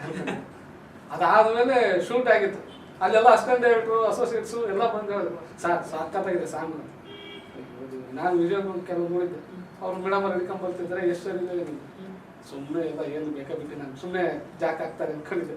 ಯಾಕಂದ್ರೆ ಎಷ್ಟು ಅವರು ಅದೆಲ್ಲ ಫುಲ್ ಹೈಪ್ ಆಗಿದೆ, ಇವ್ರು ಯಾರೋ ಇದ್ದಾರೆ ಇರ್ಲಿ ಸುಮ್ಮನೆ ಏನೋ ಸಮಾಧಾನ ಮಾಡ್ತಾರೆ ನಾನು. ಬಟ್ ಸಿನಿಮಾನ ನೋಡಿದ್ಮೇಲೆ ಪರವಾಗಿಲ್ಲಪ್ಪ, ಅಂತ ತಂಡದಲ್ಲಿ ನನಗೊಂದು ಚಿಕ್ಕ ಸ್ಥಾನ ಸಿಕ್ಕಿದೆ ಅಂತ ಖುಷಿ ಪಟ್ಟೆ. ಬಟ್ ನನ್ನ ಜೀವನನೇ ಚೇಂಜ್ ಆಯ್ತು ಅದಾದ್ಮೇಲೆ 100%. ಒಂದೆರಡು ಎಕ್ಸಾಂಪಲ್ ಹೇಳ್ಬೋದಾ ಹೆಂಗ್ ಚೇಂಜ್ ಆಯ್ತು ಅಂತ? ಒಂದಷ್ಟು ಕಾಲ್ಸ್ಗಳು ಜಾಸ್ತಿ ಆಗಿರುತ್ತೆ, ಕೆಲಸಗಳು ಜಾಸ್ತಿ ಆಗಿರುತ್ತೆ. ಕೆಲಸಗಳು ನಾವೇನೋ ಸಕ್ಸಸ್ ಆಗಿದ್ವಿ ಅಂದ್ರೆ ನಮ್ಮನ್ನ ಹುಡ್ಕೊಂಡ್ ಬರ್ತಾರೆ ಅಂದ್ರೆ ನಾವು ಅಟ್ಲೀಸ್ಟ್ ಸಕ್ಸಸ್ ಆಗಿದ್ವಿ ಅನ್ನೋದಕ್ಕೂ ಕೆಲ್ಸಗಾರ ಕೆಲಸ ಮಾಡ್ತಾನೆ, ಕೆಲಸ ಕೊಡ್ಬೋದು ಅಂತಾರೆ. ಆಮೇಲೆ ನಾ ಇದುವರೆಗೂ ಯಾರೇ ಆದ್ರೂ ಕೆಲವ್ರು ಹೇಳ್ಬೋದು ಸಕ್ಸಸ್ಫುಲಿ ಜಾಸ್ತಿ ರವಿ ಸರ್ ಜೊತೆಗೆ ಇರೋದು ಅಂದ್ಬಿಟ್ಟು. ಬಟ್ ನಾನೇನಪ್ಪ ಅಂದ್ರೆ ಇದುವರೆಗೂ ಯಾರಿಗೂ ನಾನು ಸಾಂಗ್ ಬರ್ತೀನಿ ನನಗೆ ಅವಕಾಶ ಕೊಡಿ ಅಂತ ಕೇಳಿಲ್ಲ, ಕೇಳೋದು ಇಲ್ಲ. ಯಾಕಂದ್ರೆ ನಮಗೆ ಕೆಲಸ ಮಾತಾಡ್ಬೇಕು. ಯಾಕಂದ್ರೆ ಯಾರು ಮಾತಾಡ್ತಾರೆ ಅಂದ್ರೆ ಸರ್ ನಮಸ್ಕಾರ ಸರ್ ಬರ್ತೀನಿ ಹೋಗ್ತೀನಿ ಅನ್ಕೊಂಡು ಅವ್ರು ಗುರ್ತಿಸಿ ನಮ್ಗೆ ಕರೆದ್ರೆ ನಮ್ಗೆ ಓಕೆ ಪರವಾಗಿಲ್ಲ, ನಮ್ಮ ಕೆಲಸ ಗುರುತಿಸಿದ್ದಾರೆ. ಆ ಥರದಲ್ಲಿ ನಮ್ಮ ಕೆಲಸದಿಂದ ನಾವು ಗುರುತಿಸ್ಬೇಕನ್ನೋದು ನಮ್ದೊಂದು ಆಟ, ಈಗಲೂ ಹಂಗೆ ಇದೆ. ಈಗ ಕೆಲವೊಬ್ರಿಗೆ ಒಂದೊಂದು ಲಾಜಿಕ್ ಅಥವಾ ಒಂದು ವೇ ಆಫ್ ರೈಟಿಂಗ್ ಇರುತ್ತೆ. ಹೇಳ್ತಾರೆ ನನ್ಗೊಂಚೂರು ಪೀಸ್ ಬೇಕು, ಪ್ರಶಾಂತವಾದ ಜಾಗದಲ್ಲಿ ಕೂತ್ಕೊಂಡ್ರೆ ಬರುತ್ತೆ, ಅಥವಾ ಎಲ್ಲೋ ಹೊರಗಡೆ ಹೋಗ್ಬಾರ್ದು, ಯಾವುದೋ ಒಳ್ಳೊಳ್ಳೆ ಪ್ಲೇಸ್ಗೆ ಹೋಗಿ ಬರೆಯೋದಾಗಿರ್ಬೋದು. ಬಟ್ ನಿಮ್ಗೆ ಈ ಸಿನಿಮಾ ಹಾಡುಗಳನ್ನ ನಾನು ಇನ್ನೊಂದು ಇರುತ್ತೆ ಟಾಸ್ಕ್, ಇಷ್ಟೇ ದಿನದಲ್ಲಿ ಕೊಡಬೇಕು, ಅರ್ಜೆಂಟ್ ಇರುತ್ತೆ, ಅರ್ಜೆಂಟಲ್ಲಿ ವಿತ್ ಎಮೋಷನ್ಸ್ ಬರಬೇಕು, ಇದಕ್ಕೆ ಟೈಮಿಂಗ್ ಕುತ್ಕೋಬೇಕು, ಈ ಥರದ್ದು ಒಂದಷ್ಟು ಪ್ರೆಷರ್ ಇರುತ್ತೆ. ಮುಂಚೆ ಎಲ್ಲ ಇತ್ತು, ಅನುಭವಿಸಿದೆ. ಅವಾಗ ಹೆಂಗೆ ತಲೆ ಓಡುತ್ತೆ ಸರ್? ಕೆಲವೊಂದ್ಸಲ ಎಂಥ ಮನುಷ್ಯ ಆದ್ರೂ ಬ್ಲ್ಯಾಂಕ್ ಆಗ್ಬೋದು. ಅಲ್ಲ, ಒಂದು ಸಾಂಗ್ ಅನ್ನೋದು ಮೇಡಮ್ ಆ್ಯಕ್ಚುಲಿ ಆ ಕತೆ ಕೇಳಿದ ತೆಗೆಟ್ಟು ಒಂದ್ಸಲ ಟ್ಯೂನ್ ಕೇಳಿದ್ರೆ ರಪ್ಪನ ಹಿಂಗೆ ಬಂದ್ಬಿಟ್ಟು ಮುಗಿಸ್ಬಿಡ್ತೀವಿ. ಅಂದರೆ 5 ನಿಮಿಷದಲ್ಲಿ ಒಂದೊಂದ್ಸರಿ ಸಾಂಗ್ ಆಗಿಬಿಡುತ್ತೆ. ಉದಾಹರಣೆಗೆ ಮರಳಿ ಮನಸ್ಸಾಗಿದೆ, ಟ್ಯೂನ್ ಕೇಳಿದ್ವಿ, ಫೇವ್ರೆಟ್ ಹಾಡೋದು 2 ಅವರ್ 3 ಅವರ್ ಇರ್ಬೇಕು, ಅಲ್ಲೇ ಬರ್ದ್ಬಿಟ್ಟು ತೋರಿಸಿದೆ ಚೆನ್ನಾಗಿದೆ ನೋಡೋ ಅಂದ್ಬಿಟ್ಟು. ಹೌದು, ನನ್ನ ಕ್ಲೋಸ್ ಫ್ರೆಂಡ್ ಜಡೇಶ್ ಈ ಆ ಸಾಂಗಿಗೆ ದೊಡ್ಡ ಜನ ಆಡಿಬಿಟ್ಟಿದ್ದೀವಿ ನಾವು. ನೋಡ್ಬಿಟ್ಟು ಮರಳಿ ಮನಸ್ಸಿದೆ ಬೇಡಮ್ಮ ಚೆನ್ನಾಗಿದೆ, ಅವರಿಬ್ರು ದೂರ ಆಗಿರ್ತಾರೆ ಚೆನ್ನಾಗಿರ್ತಾರೆ, ಒಂದಾದ್ರೆ ಮರಳಿ ಮನಸ್ಸಾಗಿದೆ ಅವೆಲ್ಲ ಚೆನ್ನಾಗಿರುತ್ತೆ. ಇಲ್ಲ ಇನ್ನೂ ಗರ್ಭದಿ ಬರ್ತಿದೆಯಲ್ಲ ಆ ಥರ ತುಂಬ ಆಳವಾಗಿ ಹೋಗ್ಬೇಕು, ಇಲ್ಲಿ ಅಲ್ಲೇ ಆಳ ಐತೆ, ಇವರಿಬ್ರು ಒಂದಾಗ್ತಾರೆ ಸರಳವಾಗಿ ಗೊತ್ತಾದ್ರೆ ಚೆನ್ನಾಗಿರ್ತೇನೆ ಅಂತ. ಇಲ್ಲ ನನಗೆ ಬೇಕಮ್ಮ ಅಂತ. ಬಟ್ ಆ ಮನುಷ್ಯ ಏನು ಅವ್ರು ಹಂಗೆ ಮಾರಿ ಅಂದ್ರೆ ಅವ್ರಿಗೆ ಇಷ್ಟ ಬರೋರು ಒಪ್ಪೋದೇ ಇಲ್ಲ. ಸರಿ ಆಯ್ತು, ಅವರು ರೈಟರ್ ಅಲ್ವಾ, ಅವರು ರೈಟ್ರು. ಆಮೇಲೆ ಅಲ್ಲಿ ದಿನ ಒಂದು ಬರ್ದು ಕಳ್ಸೋದು, ನೀವು ಹೇಳಿದ್ರಲ್ಲ ಬ್ಲ್ಯಾಂಕ್ ಆಗಿಬಿಟ್ಟು. ಅವಾಗ ಹೆಂಗಿತ್ತು ಅಂದರೆ ಸ್ಕೂಟಿಯಲ್ಲಿ ಹೋಗ್ತಿದ್ದು, ಯಾವುದೋ ಒಂದು ಬಂತ ಸೈಡಲ್ಲಿ ಹಾಕ ಬರೋದು, ಕಾರಲ್ಲಿ ಹೋಗ್ತಿದ್ದು ಮತ್ತೆ ಅಲ್ಲೇ ನಿಂದ್ರಿಸೋ ಬರೆಯೋ, ಒಟ್ಟು ಟೈಪ್ ಮಾಡೋದು ಕಳ್ಸೋದು, ಹಂಗೆ ಮಾಡ್ತಿದ್ದೆ. ಅವನು ಇದು ಒಂದು ಲೈನು, ಇದು ಒಂದು ಪದ ಚೆನ್ನಾಗಿದೆ ಅಮ್ಮ, ಇದು ಒಂದು 4 ಲೈನ್ ಬಂದು ಒಂದು ಪದ ಚೆನ್ನಾಗಿರ್ತಾನೆ ಅವನು. ಸೊ ಇನ್ನೇನು ಮರ ಹಿಂಗೆ ಟಾರ್ಚರ್ ಕೊಡ್ತಾನೆ ಅಂದ್ಬಿಟ್ಟು ಲಾಸ್ಟ್ಗೆ ಹೇಳಿದೆ, ನೋಡಪ್ಪ ಇಬ್ಬರು ಫ್ರೆಂಡ್ಶಿಪ್ ಬೇರೆ, ನಾವು ಇಬ್ಬರು ಏನೋ ಓಕೆ, ಬಟ್ ಒಬ್ಬ ನಿರ್ದೇಶಕನಾಗಿ ನಿನಗೆ ನಾನು ಒಬ್ಬ ಸೂಟ್ ಆಗ್ತೀನೋ ಅಲ್ಲ ಗೊತ್ತಿಲ್ಲ, ಬೇರೆ ಕಡೆ ಪ್ರಯತ್ನ ಪಡು, ನನ್ನ ಕೈಲಾಗಲ್ಲ ಅಂತ ಕ್ಲಿಯರ್ ಹೇಳ್ಬಿಟ್ಟಿದ್ದೆ. ಹಂಗಂದ್ರೆ ಹೆಂಗಮ್ಮ ಮಾಡಬೇಕು ಅಂತ. ನನಗೆ ಆಗಲ್ಲ ಮರೆ, ನಾನು ಇದು ಮರಳಿ ಮನಸ್ಸಾಗಿದ್ದು ಅಂದರೆ ಇಟ್ಟಾಗುತ್ತೆ ಅಷ್ಟೇ, ಬೇರೆ ಯಾವುದು ನನಗಿಷ್ಟ ಇಲ್ಲ. ನೀನೇನೇ ಡಿಸೈಡ್ ಮಾಡಿಬಿಡೋದು ಅಂತ ನನಗೆ ಅನಿಸಿದ್ದಪ್ಪ ಅಷ್ಟೇ ಅಂತ. ಗಟ್ ಫೀಲಿಂಗ್ ಕರೆಕ್ಟ್, ಅದು ಫಿಕ್ಸ್ ಆಗಿಬಿಡೋದು. ಅದು ಯಾವ ಮಂಡಧೈರ್ಯಲ್ಲಿ ಹೇಳಿದ್ನೋ ಗೊತ್ತಿಲ್ಲ, ಹೇಳಿದ್ದೆ ಸರಿ ಅಂತ ಕಟ್ ಮಾಡಿದ್ರೆ ಬೇರೆ ಪ್ಲ್ಯಾನ್ ಮಾಡೋಣ ಅಂತ. ಮತ್ತೆ ಇನ್ನು ನಾಗಾರ್ಜುನ ಶರ್ಮ ಅವರು ಟ್ರೈ ಮಾಡಿದ್ರು ಆ್ಯಕ್ಚುಲಿ, ಅವ್ರಿಗೂ ಮಾಡಿಸ್ಕೊಂತ. ಅವ್ರಿಗೆ ಮತ್ತೆ ಆಮೇಲೆ ಗುರುದೇವ್ ಸರ್ ಅಸೋಸಿಯೇಟ್ ಇಲ್ಲ ಮರಳಿ ಮನಸ್ಸಾಗಿದೆ ಒಳ್ಳೆ ತುಂಬ ಚೆನ್ನಾಗಿ ಅನಿಸುತ್ತೆ ನೋಡಿ ಅಂದ್ಬಿಟ್ಟು ಸರಿ ಹಾಕ್ಬಿಟ್ಟು ಇಬ್ಬರದು ಕಾಂಬಿನೇಷನ್ ಮಾಡ್ಕೊಂಡು ಶುರು ಮಾಡಿದ್ರು. ಅದು ದೇವ್ರದ್ದು ಹೇಗೆ ಗೊತ್ತಿಲ್ಲ, ಮರಳಿ ಮನಸ್ಸಾಗಿದೆ ಒಳ್ಳೆ 108 ಮಿಲಿಯನ್ ಏನೋ ಇಲ್ಲಿವರೆಗೂ. ತುಂಬ ಖುಷಿ ಆಯಿತು. ನನ್ನ ಒಂದು ನಂಬಿಕೆ ಧೈರ್ಯ ಉಳಿಸ್ತು. ನೀವು ಬರೆದಿರೋ ಅಷ್ಟು ಹಾಡುಗಳಲ್ಲಿ ನಿಮಗೆ ವಾವ್ ಅಯ್ಯೋ ನಾನಾ ಈ ಸಾಲು ಕ್ರ್ಯಾಕ್ ಮಾಡಿರೋದು ಅಥವಾ ಇದನ್ನು ಬರೆದಿರೋದು ಅನ್ಸೋಂಥದ್ದು? KGF ಮೆಹಬೂಬಲ್ಲಿ ಯಾವ ಸಾಲು ಸರ್? ಕೈಗೊಂಬೆಯಾದರೆ ನಾನು ನಗಿಸುವೆಯ ದಿನವೂ ನೀನು, 100 ಪ್ರಶ್ನೆಗಳಿಗೆ ನಾನಿನ್ನ ಉತ್ತರವೇ. ಅದ್ರಲ್ಲಿ ಸುಮಾರು ಆ ಸಾಂಗ್ ಟೋಟಲ್ ತುಂಬ ಇಷ್ಟ. ಆರಂಭವಾದಂಥ ಈ ಯಾನಕ್ಕೆ ಅದು ಅಂತ ಅಲ್ಲ, ಟೋಟಲ್ ತುಂಬ ಖುಷಿಯಾಗಿದ್ದು. ನನಗೆ ಮರಳಿ ಮನಸ್ಸಾಗಿದೆ ಆದಮೇಲೆ ನಾನು ಅನ್ಕೊಂತಿದ್ದೆ ಅದಕ್ಕೆ ಕಾಂಪಿಟೇಷನ್ 8 ಜನ ಇದ್ದರು KGF 2 ಹಾಡು ಬರೆಯೋದಕ್ಕೆ. ಅದಕ್ಕಂದ್ರೆ ಅವ್ರು ಸರ್ದು ಏನಪ್ಪ ಅಂದರೆ ಅವ್ನು ದಿ ಬೆಸ್ಟ್ ಯಾವ್ದು ಕೊಡ್ತಾರೆ ಆ ಥರದಲ್ಲಿ ಅದೊಂದು ಸಿಕ್ಕರೆ ಸಾಕಪ್ಪ ಅಂದ್ಕೊಂಡಿದ್ದೆ, ಸಿಕ್ತು, ಖುಷಿ ಆಯಿತು. ನಾನೇನು ಅಂದ್ಕೊಂಡಿದ್ದು ತುಂಬ ಖುಷಿಯಾಗಿತ್ತು ಆ್ಯಂಡ್ ಅದರಲ್ಲಿ 1000 ಪಡೆಗಳು ಸಮರವೇ ಸಾರಲಿ ಕ್ಷಣದಲ್ಲಿ ಒಬ್ಬನೇ ಸೈನಿಕ ನಿನಗೆ ನೀ ಜಗದಲ್ಲಿ. ಅದು KGF 1 ಮಾಡಿದ್ಮೇಲೆ KGF 2ಗೂ ನೀವೇ ಬರಿಬೇಕು ಅಂತ ಏನಿರಲಿಲ್ಲ, ನೀವು ಹೇಳಿದ್ರಿ ಕಾಂಪಿಟೇಷನ್ ಜಾಸ್ತಿ ಇತ್ತು ಅಂತ.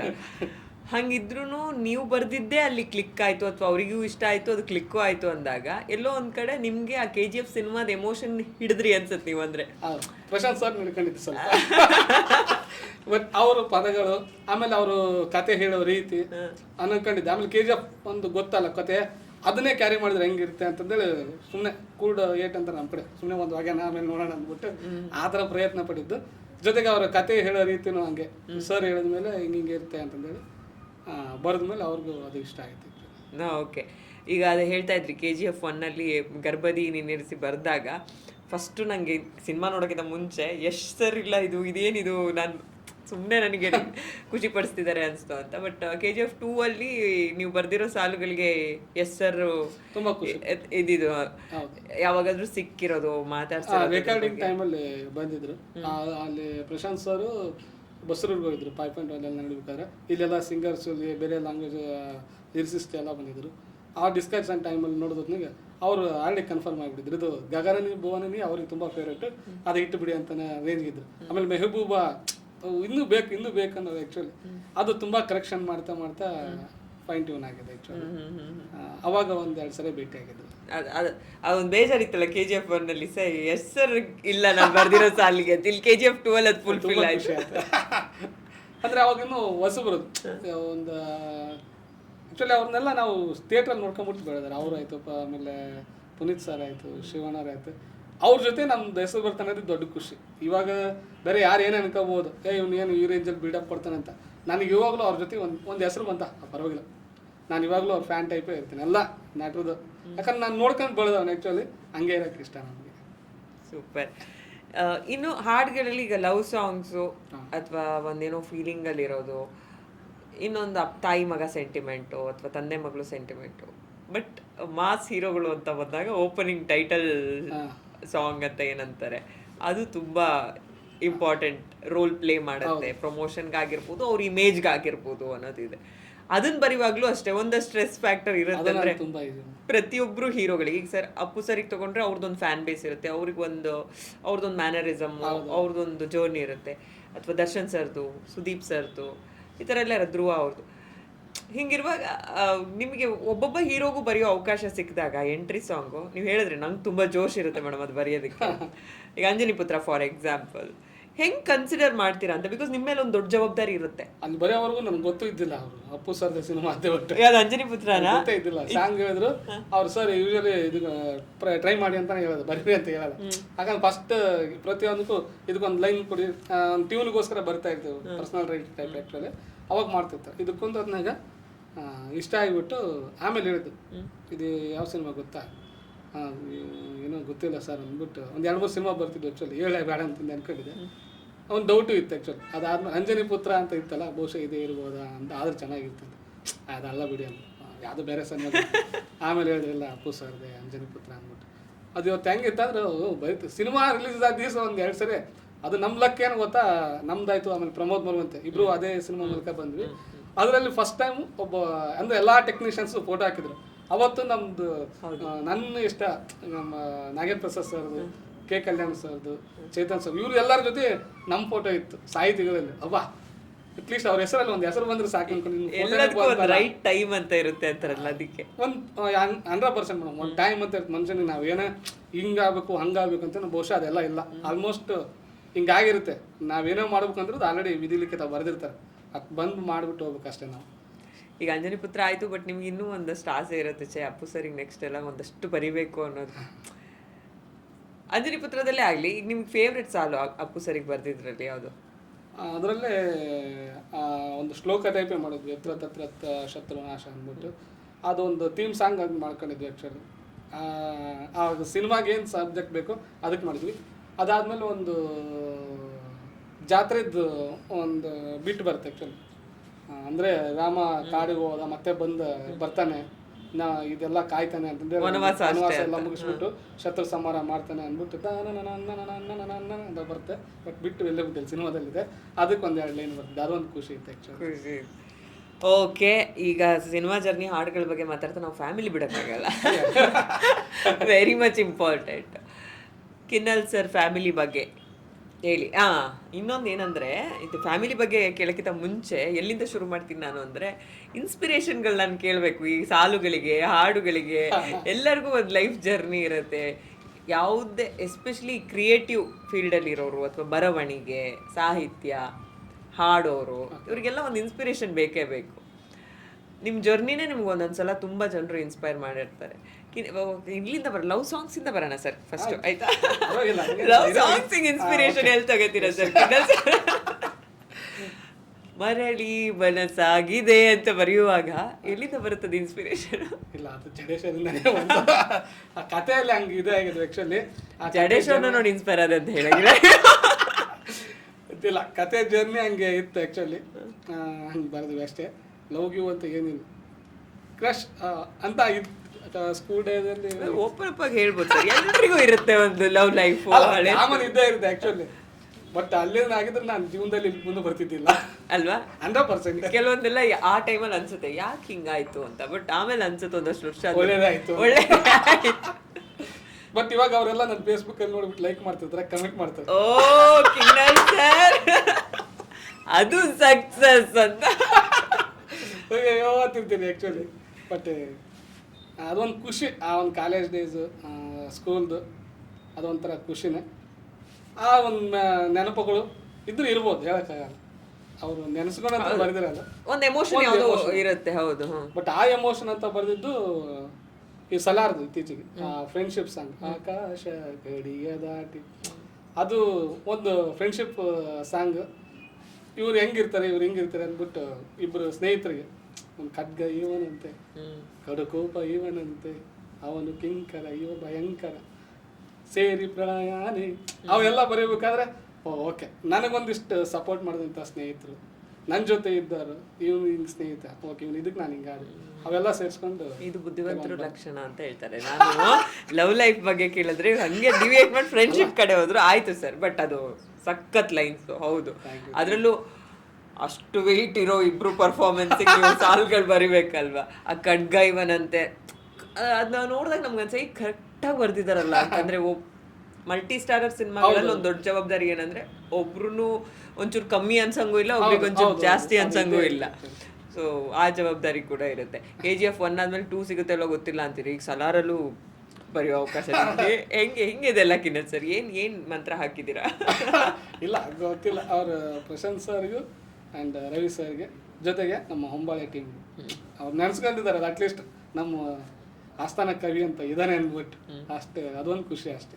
ಓಕೆ, ನಿಮ್ಮ ಮನೆ ಯಜಮಾನಿ ಇನ್ಸ್ಪಿರೇಷನ್ ತಗೊಂಡು ಯಾವ್ದಾರು ಹಾಡು ಬರ್ದಿದ್ದೀರಾ? ಅವ್ರು ಇವಾಗಲೂ ಇನ್ಸ್ಪಿರೇಷನ್. ಆ್ಯಕ್ಚುಲಿ ನಾವು ಸುಮಾರು ಗಲಾಟೆ ಮಾಡ್ಕೊಂಡಿದ್ವಿ. ಹೋಗ್ಲಿ, ಹೆಂಗ್ ಸಿಕ್ಕಿದ್ರು ಸರ್ ನಿಮ್ಗೆ? ಅರೇಂಜ್ ಮ್ಯಾರೇಜೇ ಮೇಡಮ್. ಆ್ಯಕ್ಚುಲಿ ಅರೇಂಜ್ ಮ್ಯಾರೇಜೇ ಆದ್ರೂ ಒಂದು ಸ್ಟೋರಿ ಇರುತ್ತಲ್ಲ, ನೋಡಕ್ ಹೋಗಿದ್ದು, ಉಪ್ಪಿಟ್ಟು ಕೇಸರಿ ಬಾತ್ ತಿಂದಿದ್ದು. ನಾನು ಈ ಸಿನಿಮಾದವರಿಗೆ ಅರೇಂಜ್ ಮ್ಯಾರೇಜ್ ಅಲ್ಲಿ ಹೆಣ್ಣು ಕೊಡೋದು ಒಂಚೂರು ಇದಿರುತ್ತೆ, ಅಂದ್ರೆ ಇದು ಅನ್ಸ್ಟೇಬಲ್ ಕರಿಯರ್ ಅನ್ನೋದೊಂದು, 100%. ಇವರು ಏನ್ ಮಾಡ್ತಾರೆ, ಹೆಂಗ್ ನೋಡ್ಕೋತಾರೆ ಅನ್ನೋ ಒಂದು ಕ್ವಶನ್ ಮಾರ್ಕ್ ಇರುತ್ತೆ. ಅದು ಇದ್ದಿದ್ದೆ. ಆ್ಯಕ್ಚುಲಿ ಅವಾಗ ಅಸಿಸ್ಟೆಂಟ್ ಡೈರೆಕ್ಟರ್ ವರ್ಕ್ ಮಾಡ್ತಾ ಇದ್ವಿ. ನಾನು ಮದುವೆ ಆದರೆ ನನ್ನ ಜೀವನ ಹೆಂಗಪ್ಪ ಅನ್ನೋ ರೇಂಜ್ಗೆ ಯೋಚನೆ ಮಾಡ್ತಿದ್ದಿದ್ದೆ. ಆ್ಯಕ್ಚುಲಿ ಅದಾದ್ಮೇಲೆ ಹಂಗೂ ಹಿಂಗೂ ತಿಂಗಳು ಸಂಬಳ ಇಷ್ಟು. ಅಲ್ಲಿ ನಮ್ಮ ಕಡೆ ಏನಂದ್ರೆ ಸಿನಿಮಾದಲ್ಲಿ ಕೆಲಸ ಮಾಡ್ತಿದ್ರೆ ತಿಂಗಳಿಗೆ ಎಷ್ಟು ಪಗಾರ ಅಂದ್ರೆ ಸಂಬಳ ಎಷ್ಟು ಅಂತ ಪಗಾರ. ಇಲ್ಲಿ ಯಾವ ಪಗಾರ ಬೇಕು, ಅಟ್ಲೀಸ್ಟ್ ಇಷ್ಟಾದರೆ ಓಕೆ. ಈ ಸಿನಿಮಾಗಾದ್ರೆ ಇಷ್ಟು, ಈ ಸಿನಿಮಾಗಾದ್ರೆ ಇಷ್ಟು. ಒಂದೊಂದು ತಿಂಗಳು 6 ತಿಂಗಳಿಗಟ್ಟಲೆ ಅಸಿಸ್ಟೆಂಟ್ ಡೈರೆಕ್ಟರ್ ಅಂದರೆ 6 ತಿಂಗಳು 3 ತಿಂಗಳು ಬರ್ತಾರೆ, ಪರ್ಟಿಕ್ಯುಲರ್ ಅಂತ ಇರಲ್ಲ. ಬಟ್ ನಾವು ಮದುವೆ ಆಗ್ಬೇಕಂತ ಮನೆಗೆ ಹೇಳ್ತಾರೆ ಅಂದರೆ ಅವ್ರು ಫಿಕ್ಸ್ ಆಗಿಬಿಟ್ಟಿದ್ದು. ನಮ್ಮ ಮನೇಲಿ ಏನಂದರೆ 5 ವರ್ಷ ಟೈಮ್ ಕೊಡಿ, ನಾ ಬರ್ಲಿಕ್ಕೆ ನಾ ಹೇಳ್ದಂಗೆ ನಿಮಗೆ, ನೀವು ಹೇಳ್ದಂಗೆ ನಾ ಕೇಳ್ತೆ ಅಂತ ನಮ್ಮ ಅಪ್ಪ ಅಮ್ಮಗೆ ಹೇಳಿದ್ದೆ. ಹೇಳಿ ಬೆಂಗಳೂರಿಗೆ ನಾವು 100% ಹೇಳಿದ್ದೆ. ಅಲ್ಲಿ ಇವತ್ತು ನಾನು ಏನೇ ಸಕ್ಸಸ್ ಆದರೂ ಸ್ಪೆಷಲ್ ಥ್ಯಾಂಕ್ಸು ನಮ್ಮ ತಾಯಿ, ನನ್ನ ತಂದೆ. ನಾನು 29ನೇ ವಯಸ್ಸಿಗೆ ಮದುವೆ ಆಗಿದೆ. ಆ್ಯಕ್ಚುಲಿ ಅಲ್ಲಿವರೆಗೂ ₹1 ಕೇಳಿಲ್ಲ ಅವರು. ಆಮೇಲೆ ಮದುವೆ ಆದ್ಮೇಲೂ ಕೇಳಿಲ್ಲ, ಈ ನನ್ನ ಮಗ ಉದ್ಧಾರ ಆಗಲ್ಲ ಬಿಡು, ಏನೋ ಮಾಡ್ಕೊಳ್ಳಿ ಅಂದ್ಬಿಟ್ಟು ಬಿಟ್ಟಿದ್ರು. ಬೇರೆ ತಂದೆ ತಾಯಿಗಳು ಬಿಡ್ತಾರೆ ಅನ್ನೋ ಗೊತ್ತಿಲ್ಲ, ಬಟ್ ಅವ್ರು ನನ್ನ ಮೇಲೆ ನಂಬಿಕೆಗೆ ಏನೋ ಒಂದು ಮಾಡ್ತಾನೆ. ಆಮೇಲೆ ಯಾವುದೇ ಎಕ್ಸ್ಪೆಕ್ಟೇಷನ್ ಇಲ್ಲ, ನಮ್ಮ ಮಗ ನೀನು ಅದು ತಂದಾಕು, ಇದು ತಂದಾಕು, ಇದು ಮಾಡು, ಅದು ಬಿಡಲಿಲ್ಲ. ಅವ್ನ ಲೈಫ್ ಏನೋ ಮಾಡಕತ್ತಾರೆ ಅಂದ್ಬಿಟ್ಟು ಬಿಟ್ರು. ಜೊತೆಗೆ ಊರಲ್ಲೂ ಅಷ್ಟೇ, ಇವ್ನು ಏನೋ ಮಾಡ್ತಾನೆ, ಉದ್ಧಾರ ಆಗಲ್ಲ ಮರ, ಯಾಕೆ ಬೇಕು ಹಂಗಿಂಗೆ ಅಂತ. ನಮ್ಮಿಂದ ಏನು ಎಕ್ಸ್ಪೆಕ್ಟೇಷನ್ ಮಾಡಿಲ್ಲ ಅವನಿಂದ ನಾವು ಏನೂ ಮಾಡಲ್ಲ, ಬಿಟ್ಟು ಬಿಡಿ ಅಂತ. ಆಮೇಲೆ ತುಂಬ ಓದಿರೋದು ಕಮ್ಮಿ. ನಮ್ಮಮ್ಮ ಒಂದು 3ನೇ ಕ್ಲಾಸು 4ನೇ ಕ್ಲಾಸ್ ಓದಿದ್ರು, 2ನೇ ಕ್ಲಾಸೇ ಅಷ್ಟೇ, ಜಾಸ್ತಿ ಓದಿಲ್ಲ.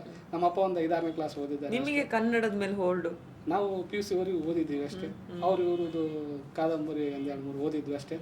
ಜಾಸ್ತಿ ಸಿನಿಮಾ ನೋಡ್ಬಿಟ್ಟೆ ಎಲ್ಲ ಕಲ್ತ್ಕೊಂಡ್ರೆ ಅದು ಅಷ್ಟೇ. ಸಿನಿಮಾನೇ ಪಾಠಶಾಲೆ ಅನ್ನತ್ತೆ. ಅದು 100%. ಸಂಡೇ ಜೊತೆಗೆ ಶುಕ್ರವಾರ ಆದರೆ ಚಿತ್ರಮಂದಿರ, ಅದು ಸುಮಾರು ಒದ್ಸ್ಕೊಂಡೆಲ್ಲ ನೋಡಿದ್ದೀವಿ. ಅವಾಗ ಒಂದು TV ನೋಡೋದೇ ಒಂದು 95-2000 ಟೈಮಲ್ಲಿ ಬೇರೆ ಮನೆಗೆ ಹೋಗಿ ಕಾಯ್ಕೊಂತ ಕುಂದ್ರು, TV ಹಚ್ತಾರೆ ಅಂದ್ಬಿಟ್ಟು. ಆಮೇಲೆ ವಾಕಿಂಗ್ ಸ್ಟೈಲ್ ನೋಡ್ಬೇಕು ಅವ್ರದ್ದು, ಹೋಗ್ಬಿಟ್ಟು ಆರಾಮಾಗಿ ಹೋಗೋದು, TV ಹಚ್ಚಿದ್ದಾರೆ ಹಿಂಗೆ ನೋಡೋದು, ಹಚ್ಚಿದ್ರೆ ಸೀದಾ ಹೋಗಿ ಕುಂತ್ಕೊಂಡ್ಬಿಡೋದು. ಆ ಥರದ್ದೆಲ್ಲ ಬಯಸ್ಕೊಂಡೆಲ್ಲ ಅಣ್ಣ ಒಂದು 2 ನಿಮಿಷ ಹಾಕೋಣ ನೋಡ್ತೀವಿ ಅನ್ನೋ ಥರದಲ್ಲಿ ಅಷ್ಟೆಲ್ಲ ರಗಡೆ ಪಟ್ಟುಬಿಟ್ಟು ಸಿನಿಮಾ ನೋಡ್ತಾ ಬೆಳೆದವರು. ಬಟ್ ರಿಯಲ್ ಸಕ್ಸಸ್ ಅಂದರೆ ಇವತ್ತು ನಿಮ್ಮ ಹಾಡುಗಳು ಅವರೆಲ್ಲರ ಮನೆ ಟಿವಿಲೂ ಬರುತ್ತೆ, ಅದು ಸಕ್ಸಸ್ ಅಂದರೆ. ಅದು ಏನೋ ಒಂದು ದೇವ್ರ ಇವನೇನೋ ಮಗ ತುಂಬ ಕಷ್ಟಪಡ್ತಾನೆ, ಎಲ್ಲ ಒಂದು ಕಡೆ ಒಗಿರೋ ಅಂದ್ಬಿಟ್ಟು ಹೋಗೋದಿದ್ದಾನೆ ಅಷ್ಟೇ.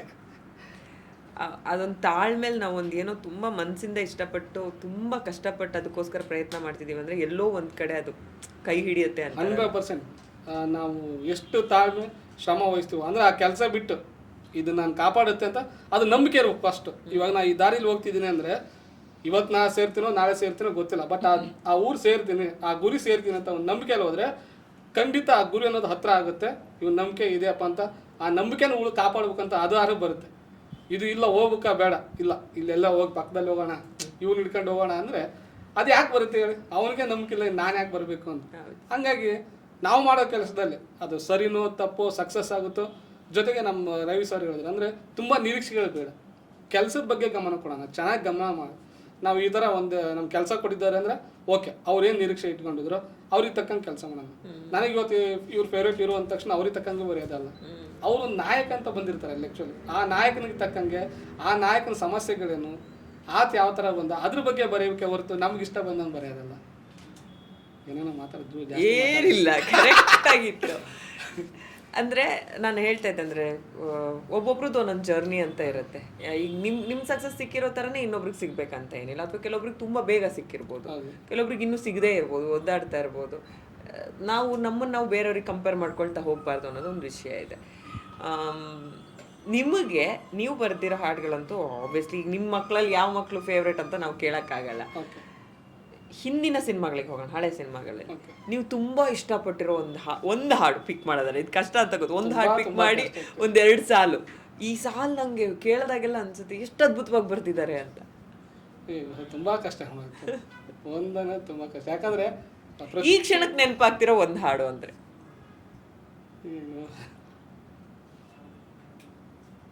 ನಾನು ಜಾಸ್ತಿ ಇಷ್ಟಪಟ್ಟಿದ್ದು ಅಂದ್ರೆ ಓಂ ಸಿನೋದು, ಬ್ರಹ್ಮಾನಂದ ಓಂಕಾರ. ಅದನ್ನ ಏನಪ್ಪ ಅಂದ್ರೆ ನಮ್ಮ ಮನೇಲಿ ಸುಪ್ರಭಾತ ಆಗ್ಬಿಟ್ಟು ಊರಲ್ಲಿ. ನಾನು ಅವಾಗ ಇವಾಗೂ ಅಷ್ಟೇ ಶಿವಣ್ಣವ್ರ ದೊಡ್ಡ ಫ್ಯಾನು. ಅದು ನಮ್ಮ ಊರಲ್ಲಿ ಹೆಂಗಿತ್ತಂದ್ರೆ ಸಿನಿಮಾ ಹುಚ್ಚು ಎಷ್ಟಿತ್ತಂದ್ರೆ ಎಲ್ಲರೂ ಬೆಳಗ್ಗೆ ಗಜಮುಖನಿ ಅವು ಇವು ಅಂತೆಲ್ಲ ಅದು ಯಾವುದೋ ದೇವ್ರದೊಂದು ಹಾಕ. ನಾನು ಅದು ಅವಾಗ ಏನಪ್ಪ ಅಂದ್ರೆ ರೆಕಾರ್ಡ್ ಮಾಡ್ತಿದ್ದೆ ಆ್ಯಕ್ಚುಲಿ. ಒಂದು ಸಾಂಗ್ನ ಒಂದು 10 ಸರಿ ರೆಕಾರ್ಡ್ ಮಾಡೋದು. ನಾನು ಕ್ಯಾಸೆಟ್ ತಂದ್ಬಿಟ್ಟು ಪೂರ್ತಿ ಸಾಂಗ್ ಓಂ ಬ್ರಹ್ಮಾನಂದ ಹಚ್ಚಿಬಿಡ್ತಿದ್ದೆ. ಹಾಕಿಬಿಟ್ರು ಅಂದ್ರೆ ಈಗ ನನ್ನ ಮಗ ಕೊಡ್ತಾನೆ ತರಲೆ ಅಂದ್ಬಿಟ್ಟು ಬೈಯಾರು, ಓ ಬೇರೆ ಹಾಕಯ್ಯ ಸಾಂಗ್ ಅಂತ. ನನ್ನ ಸಾಂಗಪ್ಪ ಅಷ್ಟೇ, ದೇವ್ರ ಪೂಜೆನೇ ಆಗಿರ್ಬೇಕು, ಅದೇ ಸ್ವಾಮಿ ಕಾರ್ಯ ಸ್ವಕಾರ್ಯ ಆಗಿರ್ಬೇಕು, ಆ ಥರದಲ್ಲಿ ಇದು ಮಾಡಿದ್ದು. ಹಂಗಾಗಿ ಸದ್ಯಕ್ಕೆ ಅದು ಯಾವಾಗ ರಿಪೀಟ್ ಮಾಡಲ್ ಓಡ್ತಾನೆ ಇರುತ್ತೆ ಯಾವಾಗಲೂ. ಬೆಳಿಗ್ಗೆ ಪೂಜೆ ಶುರು ಆಗ್ಬೇಕು ಅಥವಾ ಸುಪ್ರಭಾತ ಆಗ್ಬೇಕಂದ್ರೆ ಓಂ ಬ್ರಹ್ಮಾನಂದ ಓಂಕಾರ. ಅವರೆಲ್ಲ ಏನೇನೋ ಆಗಾರ ಆ್ಯಕ್ಚುಲಿ, ಅದು ಅಷ್ಟೋತ್ರಗಳು ಅದು ಇದು. ಬಟ್ ನಾನು ಇದನ್ನ ಹಾಕೊಂಡೇ ಪೂಜೆ ಮಾಡ್ತಾ ಇದ್ದೆ. ಈಗ ನಾನು ಹೇಳ್ತಾ ಇದ್ದೆ, ನೀವು ಅರೇಂಜ್ ಮ್ಯಾರೇಜ್ ಅಂತ ಹೇಳಿದ್ರಿ, ವಾಪಸ್ ಅಲ್ಲಿಗೆ ಹೋಗೋದಾದ್ರೆ ಮಿಸ್ ಮಾಡ್ಬಿಟ್ಟೆ. ಯಾವ ಹಾಡು ಓಡ್ತು ಸರ್ ತಲೆಯಲ್ಲಿ ಫಸ್ಟ್ ಟೈಮು ನಿಮ್ಮ ವೈಫ್ನ ನೀವು ನೋಡಿದಾಗ? ಹಾರ್ಟಲ್ಲಿ ಒಂದು ಹಾಡು ಓಡಿರ್ಬೇಕಲ್ಲ? ಇಲ್ಲ, ಸುಮಾರು ಈಗ ಇದು ಆರಂಭವೇ ಆನಂದವೇ ಗಿರಿಬಿಡ್ ಸಿನಿಮಾದ ಆ್ಯಕ್ಚುಲಿ, ಅದನ್ನೊಂದು ಅನ್ಕೊಂಡು ಬರ್ತಿದ್ದೆ ಆ್ಯಕ್ಚುಲಿ. ಅವ್ರನ್ನ ಅನ್ಕೊಂಡು ಅದು ಆಯಿತು.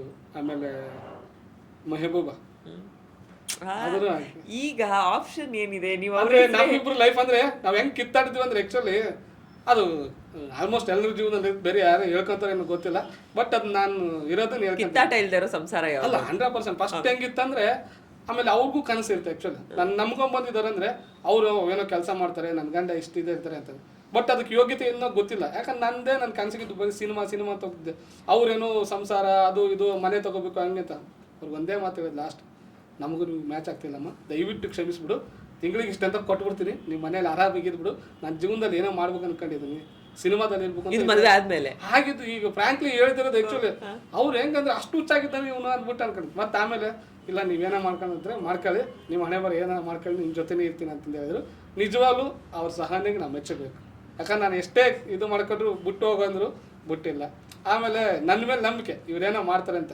ಯಾಕಂದ್ರೆ ನಾವು ಎಷ್ಟೆಲ್ಲ ಏನೋ ಮಾಡ್ತಿರ್ತೀವಿ, ಮತ್ತು ಸಾಯಂಕಾಲ ಬಂದ ತಕ್ಷಣ ರಗಳೆ ರಾಮಾಯಣ ಬಂದುಬಿಟ್ರೆ ಆ ಜೀವನದಲ್ಲಿ ಮನುಷ್ಯ ಏನು ಮಾಡೋಕ್ಕಾಗಲ್ಲ. ಒಂದು ಮನೆಯಲ್ಲಿ ನೆಮ್ಮದಿ ಖುಷಿ ಇದ್ದಾಗ ಮಾತ್ರ ಈ ಸಕ್ಸಸ್ ಅನ್ನೋದು ಕಾರಣ. ಹಂಗಾಗಿ ಅವ್ರಿಗೇನಾಗುತ್ತಾ, ಇವ್ರೇನೋ ಮಾಡ್ತಾನೆ, ಹುಚ್ಚ ಮಾಡ್ತಾನೆ ಬಿಡು ಅಂತ ಬಿಟ್ಟಿದ್ರು. ಅದಾದ್ಮೇಲೆ ಮಗ ಆದಮೇಲೂ ಅದರಲ್ಲೂ ಅಷ್ಟೇ ಅವರೆಲ್ಲ ನೋಡಿಕೊಂಡು ನನಗೊಂದು ಸಪೋರ್ಟಿವ್ ಆಗಿದ್ದರು. ಆ್ಯಕ್ಚುಲಿ ಒಂದು ಚಿಕ್ಕ ಮನೆ, ಒಂದು ಚಿಕ್ಕ ಸಂಸಾರ, ಅದರಲ್ಲೇ ಖುಷಿಯಾಗಿದ್ದರು. ಅದಾದಮೇಲೆ KGF ಬಂದಮೇಲೆ ಒಂದು ಹಂತಕ್ಕೆ ಒಂದು ಸಿಂಗಲ್ ಬೆಡ್ರೂಮ್ ಅಂತ ಮನೆ ನೋಡಿದ್ದು, ಖುಷಿಯಾಗಿದ್ದು. ಜೊತೆಗೆ ಅವ್ರಿಗೆ ನಾವು ಇದು ಮಾಡ್ಬೇಕಂತದ್ನಾಗೆ ಒಂದು ಈ ಥರ ಬಂದದ್ನಾಗೆ ಅದೇ ಇಟ್ಕೊಂಡೇ ಮಾಡಿದೆ. ಆರಂಭವಾರಂತ ಅವೆಲ್ಲ ರೀಚ್ ಮಾಡ್ಕೊಂಡು ಬಂದು. ಆ್ಯಕ್ಚುಲಿ ನನ್ನ ಹೆಸರೇನು? ಭವಾನಿ ಅವರು ಈ ಪಾಡ್ಕಾಸ್ಟ್ ನೋಡ್ತಾರೆ ಖಂಡಿತವಾಗಿ. ಅವಾಗ ಅನ್ಕೋತಾರೆ ಪರವಾಗಿಲ್ವೇ, ನನ್ನ ತಾಳ್ಮೆಗೂ ಒಂದು ಬೆಲೆ ಸಿಕ್ಕಿದೆ. ಅದು ಎಷ್ಟು ಇಂಪಾರ್ಟೆಂಟ್ ಅಲ್ಲ ಸರ್? ಅಂದ್ರೆ ನಮ್ಮ ಪರ್ಸನಲ್ ಲೈಫಲ್ಲಿ ನಮ್ಮ ಪಾರ್ಟ್ನರ್ ಆಗಲಿ, ತಂದೆ ತಾಯಿ ಆಗಲಿ, ಫ್ಯಾಮಿಲಿ ಆಗಲಿ, ಹೌದು ಅವರು ಯಾಕೆ ನಮ್ಗೆ ಕ್ವೆಶನ್ ಮಾಡ್ತಾರೆ ಅಂದ್ರೆ ಅವ್ರಿಗೊಂದು ಗೊಂದಲ ಇರುತ್ತೆ, ಇವ್ರು ಸೆಟಲ್ ಆಗಲ್ವಾ? ಅವ್ರೇನೋ ಬಿಟ್ಟು ಹೋಗಿದ್ರೆ ನಮ್ಗೆ ಆ್ಯಕ್ಚುಲಿ ನನ್ನ ಜೀವನಕ್ಕೆ ಅರ್ಥನೂ ಇರ್ತಿದ್ದಿಲ್ಲ. ದುಡ್ಡು ಬಂದತ್ನಾಗೆ, ಆಮೇಲೆ ಹೆಸರು ಬಂದತ್ನಾಗೆ ಸುಮಾರು ಜನ ಬರ್ತಾರೆ ನನ್ನವನು ನಮ್ಮವರು ಅಂತ ಹೇಳ್ಕೊಂಡು. ಯಾಕಂದ್ರೆ ನಾನು ಅನುಭವಿಸಿದ್ದೀನಿ. ಒಂದು ಊರಿಗೆ ಹೋದತ್ನಾಗ ನನ್ನ ವ್ಯಾಲ್ಯೂ ಎಷ್ಟಿತ್ತು ಅದನ್ನು ಅನುಭವಿಸಿದ್ದೇನೆ ಆ್ಯಕ್ಚುಲಿ. ಆಮೇಲೆ ಈಗ ಸಕ್ಸಸ್ ಆದಾಗ ಹೆಂಗೆ ನೋಡ್ತಾರೆ ಅದನ್ನು ನೋಡಿದ್ದೀನಿ. ಬಟ್ ಇವಾಗ ಏನಪ್ಪ ಈ ಸಕ್ಸಸ್ಸು ಅದು ಇದು ಯೋಚನೆ ಮಾಡ್ತಿಲ್ಲ. ಈಗ ಯಾರು ಬಂತ ಹೊಸಬ್ರು ಬಂದಿದ್ದಾರೆ, ಸಾಂಗ್ ಬರೆಯಕ್ಕೆ ಬಂದಿದ್ದಾರೆ, ಹೊಸಬ್ರಿಗೆ ಒಂದು ಸಾಂಗ್ ಇಷ್ಟ ಆಗಿ ನನಗೊಂದು ಸೆಲೆಕ್ಷನ್ ಆದ್ರೆ ಸಾಕು. ಬಂದಿರೋ ಹೊಸಬ್ರೇ ಇರಲಿ, ಬಟ್ ನಾವು ಅವ್ರು ಹೊಸಬ್ರು ಅಂತ ನೋಡೋಲ್ಲ. ನನಗೊಂದು ಅವಕಾಶ ಸಿಕ್ಕಿದೆ, ನಾನು ಇದು ಹಿಟ್ ಮಾಡಬೇಕು ಸಾಂಗ್. ಕನ್ನಡ ಇಂಡಸ್ಟ್ರಿಲಿ ಈ ನಾಯಕ ನಟನಿಗೆ ನಾನು ಹಾಡು ಬರಿಬೇಕು, ಇನ್ನೂ ಬರ್ದಿಲ್ಲ, ನನಗೊಂದು ಭಾಳ ಆಸೆ ಇದೆ ಅನ್ನೋದು ಎಲ್ರಿಗೂ ಅಂತ ಹೇಳಂಗಿಲ್ಲ, ಒಂದು ಒಂದ್ಸಲ ಒಂದು ಆಸೆ ಇರುತ್ತೆ. ಇಲ್ಲ ಅದಕ್ಕಂತ ಇಲ್ಲ, ಇವಾಗ ನಾನು ಇದಕ್ಕಂತ ಬಂದ ಮೇಲೆ ಆ್ಯಕ್ಚುಲಿ ಕೆಲಸ ಅಂತ ಬಂದ ಮೇಲೆ ಯಾರೇ ಕೊಟ್ಟರು ಬರಿಬೇಕಷ್ಟೇ. ನಾನು ಒಂದು ಇನ್ನೂ ಅನ್ಫುಲ್ಫಿಲ್ ಆಗಿರುವಂಥದ್ದು ಶಿವಣ್ಣ ಅವ್ರಿಗೆ ನನ್ನ ಫೇವ್ರೇಟ್. ಆ್ಯಕ್ಚುಲಿ ಎಲ್ರಿಗೂ ಬರ್ತೀನಿ, ಇನ್ನು ಅವ್ರಿಗೆ ಬರೆದ್ರೆ ಹೆಂಗಿರುತ್ತೆ ಅಂತ ಒಂದು ಆಸೆ. ಬಟ್ ಅದು ಬರೆದ್ರು ಕತೆಗೆ ತಕ್ಕಂಗಿರುತ್ತೆ, ಅದು ಒಂದು ಆಸೆ ಇದೆ. ತುಂಬ ಜನ ಈಗ ಎಷ್ಟೋ ನಿರ್ದೇಶಕರುಗಳಿಗೂ ಸರ್ ಇಷ್ಟೆಲ್ಲ ನಿರ್ದೇಶನ ಮಾಡಿರ್ತಾರೆ, ಒಂದು ಇನ್ನೂ ನಿಮ್ಗೆ ಫುಲ್ಫಿಲ್ ಆಗದಿರೋ ಡ್ರೀಮ್ ಯಾವುದು, ಶಿವಣ್ಣಂಗೆ ಆ್ಯಕ್ಷನ್ ಕಟ್ ಹೇಳಿಲ್ಲ ಅಂತಾರೆ. ಅದು ಏನಂತ ಗೊತ್ತಿಲ್ಲ, ಎಲ್ಲರೂ ಶಿವಣ್ಣ ಫೇವ್ರೇಟ್, ಶಿವಣ್ಣಗೊಂದು ಸಿನಿಮಾ ಮಾಡಬೇಕು, ಶಿವಣ್ಣಗೊಂದು ಹಾಡು ಬರಿಬೇಕು. ಅವ್ರು ಆ ಮನುಷ್ಯ ಇರೋದೇ ಹಾಗೆ ಅನ್ಸುತ್ತೆ, ಎಲ್ಲರಿಗೂ ಫೇವ್ರೇಟ್ ಆಗತ್ತಾರ. ಇಲ್ಲ ನಾನು ಅವು ಚಿಕ್ಕವನಿಂದ ನನ್ನ ಜೀವನದಲ್ಲಿ ಒಂದು ಟರ್ನಿಂಗ್ ಪಾಯಿಂಟ್ ಅಂತಲೇ ಹೇಳ್ಬೋದು ಮೇಡಮ್ ಶಿವಣ್ಣ. ಸಿನಿಮಾ ಅಂದರೆ ಅವು ಹಳೋದು. ನಾನು ಆ್ಯಕ್ಚುಲಿ ಯಾಕಾರ ಕರ್ಕೊಂಡು ಹೋಗ್ತಾರೆ ಚಿಕ್ಕವಳಿದ್ದಾಗ, ನಮ್ಮ ಅತ್ತೆ, ನಮ್ಮ ಚಿಕ್ಕಮ್ಮ, ನಮ್ಮ ತಾಯಿ ಎಲ್ಲ ಸಿನಿಮಾಕ್ಕೆ ಹೋದರೆ ಇವ್ರು ಯಾಕಾರ ನಾನು ಟಾರ್ಚರ್ ಕೊಡ್ತಾರೆ ಅಂದ್ಬಿಟ್ಟು ಇದು ಮಾಡಿದ್ರು. ಫಸ್ಟ್ ನೋಡಿದ್ದು ಮನಮೆಚ್ಚಿದ ಹುಡುಗಿ, ಅವ್ರದ್ದು ಅದರಲ್ಲಿ ಹುಲಿ ಒಂದು ಫೈಟು, ಆಮೇಲೆ ಗುಂಡ್ಕಲ್ ಎತ್ತದು, ಚೆನ್ನಾಗಿದೆ ಸಖತ್ತಾಗಿದೆ ಅಂತ ಇದು ಮಾಡಿದ್ವಿ. ಅದಾದಮೇಲೆ ಮೋಡದ ಮರೆಯಲ್ಲಿ ಅಂತ ಒಂದು ಸಿನಿಮಾ ಬಂತು, ತಂದೆ ಮಗನಿಗೆ. ನಮ್ಮ ಅಪ್ಪ ತುಂಬ ಸ್ಟ್ರಿಕ್ಕು, ನಮ್ಮ ಅಪ್ಪನ ಕಂಡ್ರೆ ಏನು ಭಾರಿ ಆದರೂ ಎಲ್ಲರ ಮನೇಲೂ ಎದ್ದಿದ್ದೇ ಇರುತ್ತೆ. ನಾನು ಅದೇ ಥರ ನಮ್ಮ ಅಪ್ಪನಿಗೆ ಭಯ, ಏನಾರು ಹೇಳ್ಕೊಂಡು ನಮ್ಮ ಅಮ್ಮನ ಮೇಲೆ ಹಿಂಗೆ ಏನು ಬೇಕು ಅದು ಬೇಕಂತ ಹೇಳ್ತಿದ್ದು. ಅದು ನೋಡಿದ ತಕ್ಷಣ ಅಲ್ಲಿ ನಮ್ಮ ಅಪ್ಪ ಇದ್ದಂಗೆ ಇದೆ, ನಾನು ಇದ್ದಂಗೆ ಇದ್ದೀನಿ, ಆ ಥರ ಹೋಲಿಕೆ ಇತ್ತು. ಆ ಸಿನಿಮಾದಲ್ಲಿ ಆ್ಯಕ್ಷನ್ನು ನೋಡಿಬಿಟ್ಟು ಬಹುಶಃ ಆ ಸಿನಿಮಾ ನೋಡಿದ ಮೇಲೆ ನಂಗೆ ಸಿನಿಮಾ ಹುಚ್ಚಿಡ್ದಿದ್ದು ವಿಷಯಪ್ಪ. ಅದಾದಮೇಲೆ ಅವ್ರನ್ನ ಹಂಗೆ ಫಾಲೋ ಮಾಡ್ಕೊಂತ ಬಂದು ಪ್ರತಿಯೊಂದು ಸಿನಿಮಾ ನೋಡೋಕ್ಕೂ ಪ್ರಯತ್ನ ಪಟ್ಟೆ. ಆಮೇಲೆ ಅವ್ರದ್ದು ಎಷ್ಟು ಸಿನಿಮಾದ ಅಷ್ಟು ಸಿನಿಮಾ ಕ್ಯಾಸೆಟ್ಸ್ ನಾನು ಮಾಡಿದ್ದೀನಿ. ಸೂಪರ್. ಯಾವ ಥರ ಭೇಟಿ ಆಗಿದ್ದೀರಾ ಈಗ? ಮಾಡಿದ್ದೀನಿ, ಒಂದು 2 ಸಲ ಭೇಟಿ ಆಗಿದ್ದೀನಿ. ನನ್ನ ಒಂದು ಹಿಟ್ಲರ್ ಅಂತ ಒಂದು ಸಿನಿಮಾ ಬಂತು, ಅದಕ್ಕೆ ಒಂದು ಪೋಸ್ಟರ್ ಲಾಂಚ್ ಮಾಡಿಕೊಟ್ಟು, ಅದು ಒಂದು ಮರೆಯಲಾರದು. ಹಿಟ್ಲರ್ ನಿಮ್ಮದೇ ನಿರ್ದೇಶನದ ಸಿನಿಮಾ? ಹೌದು.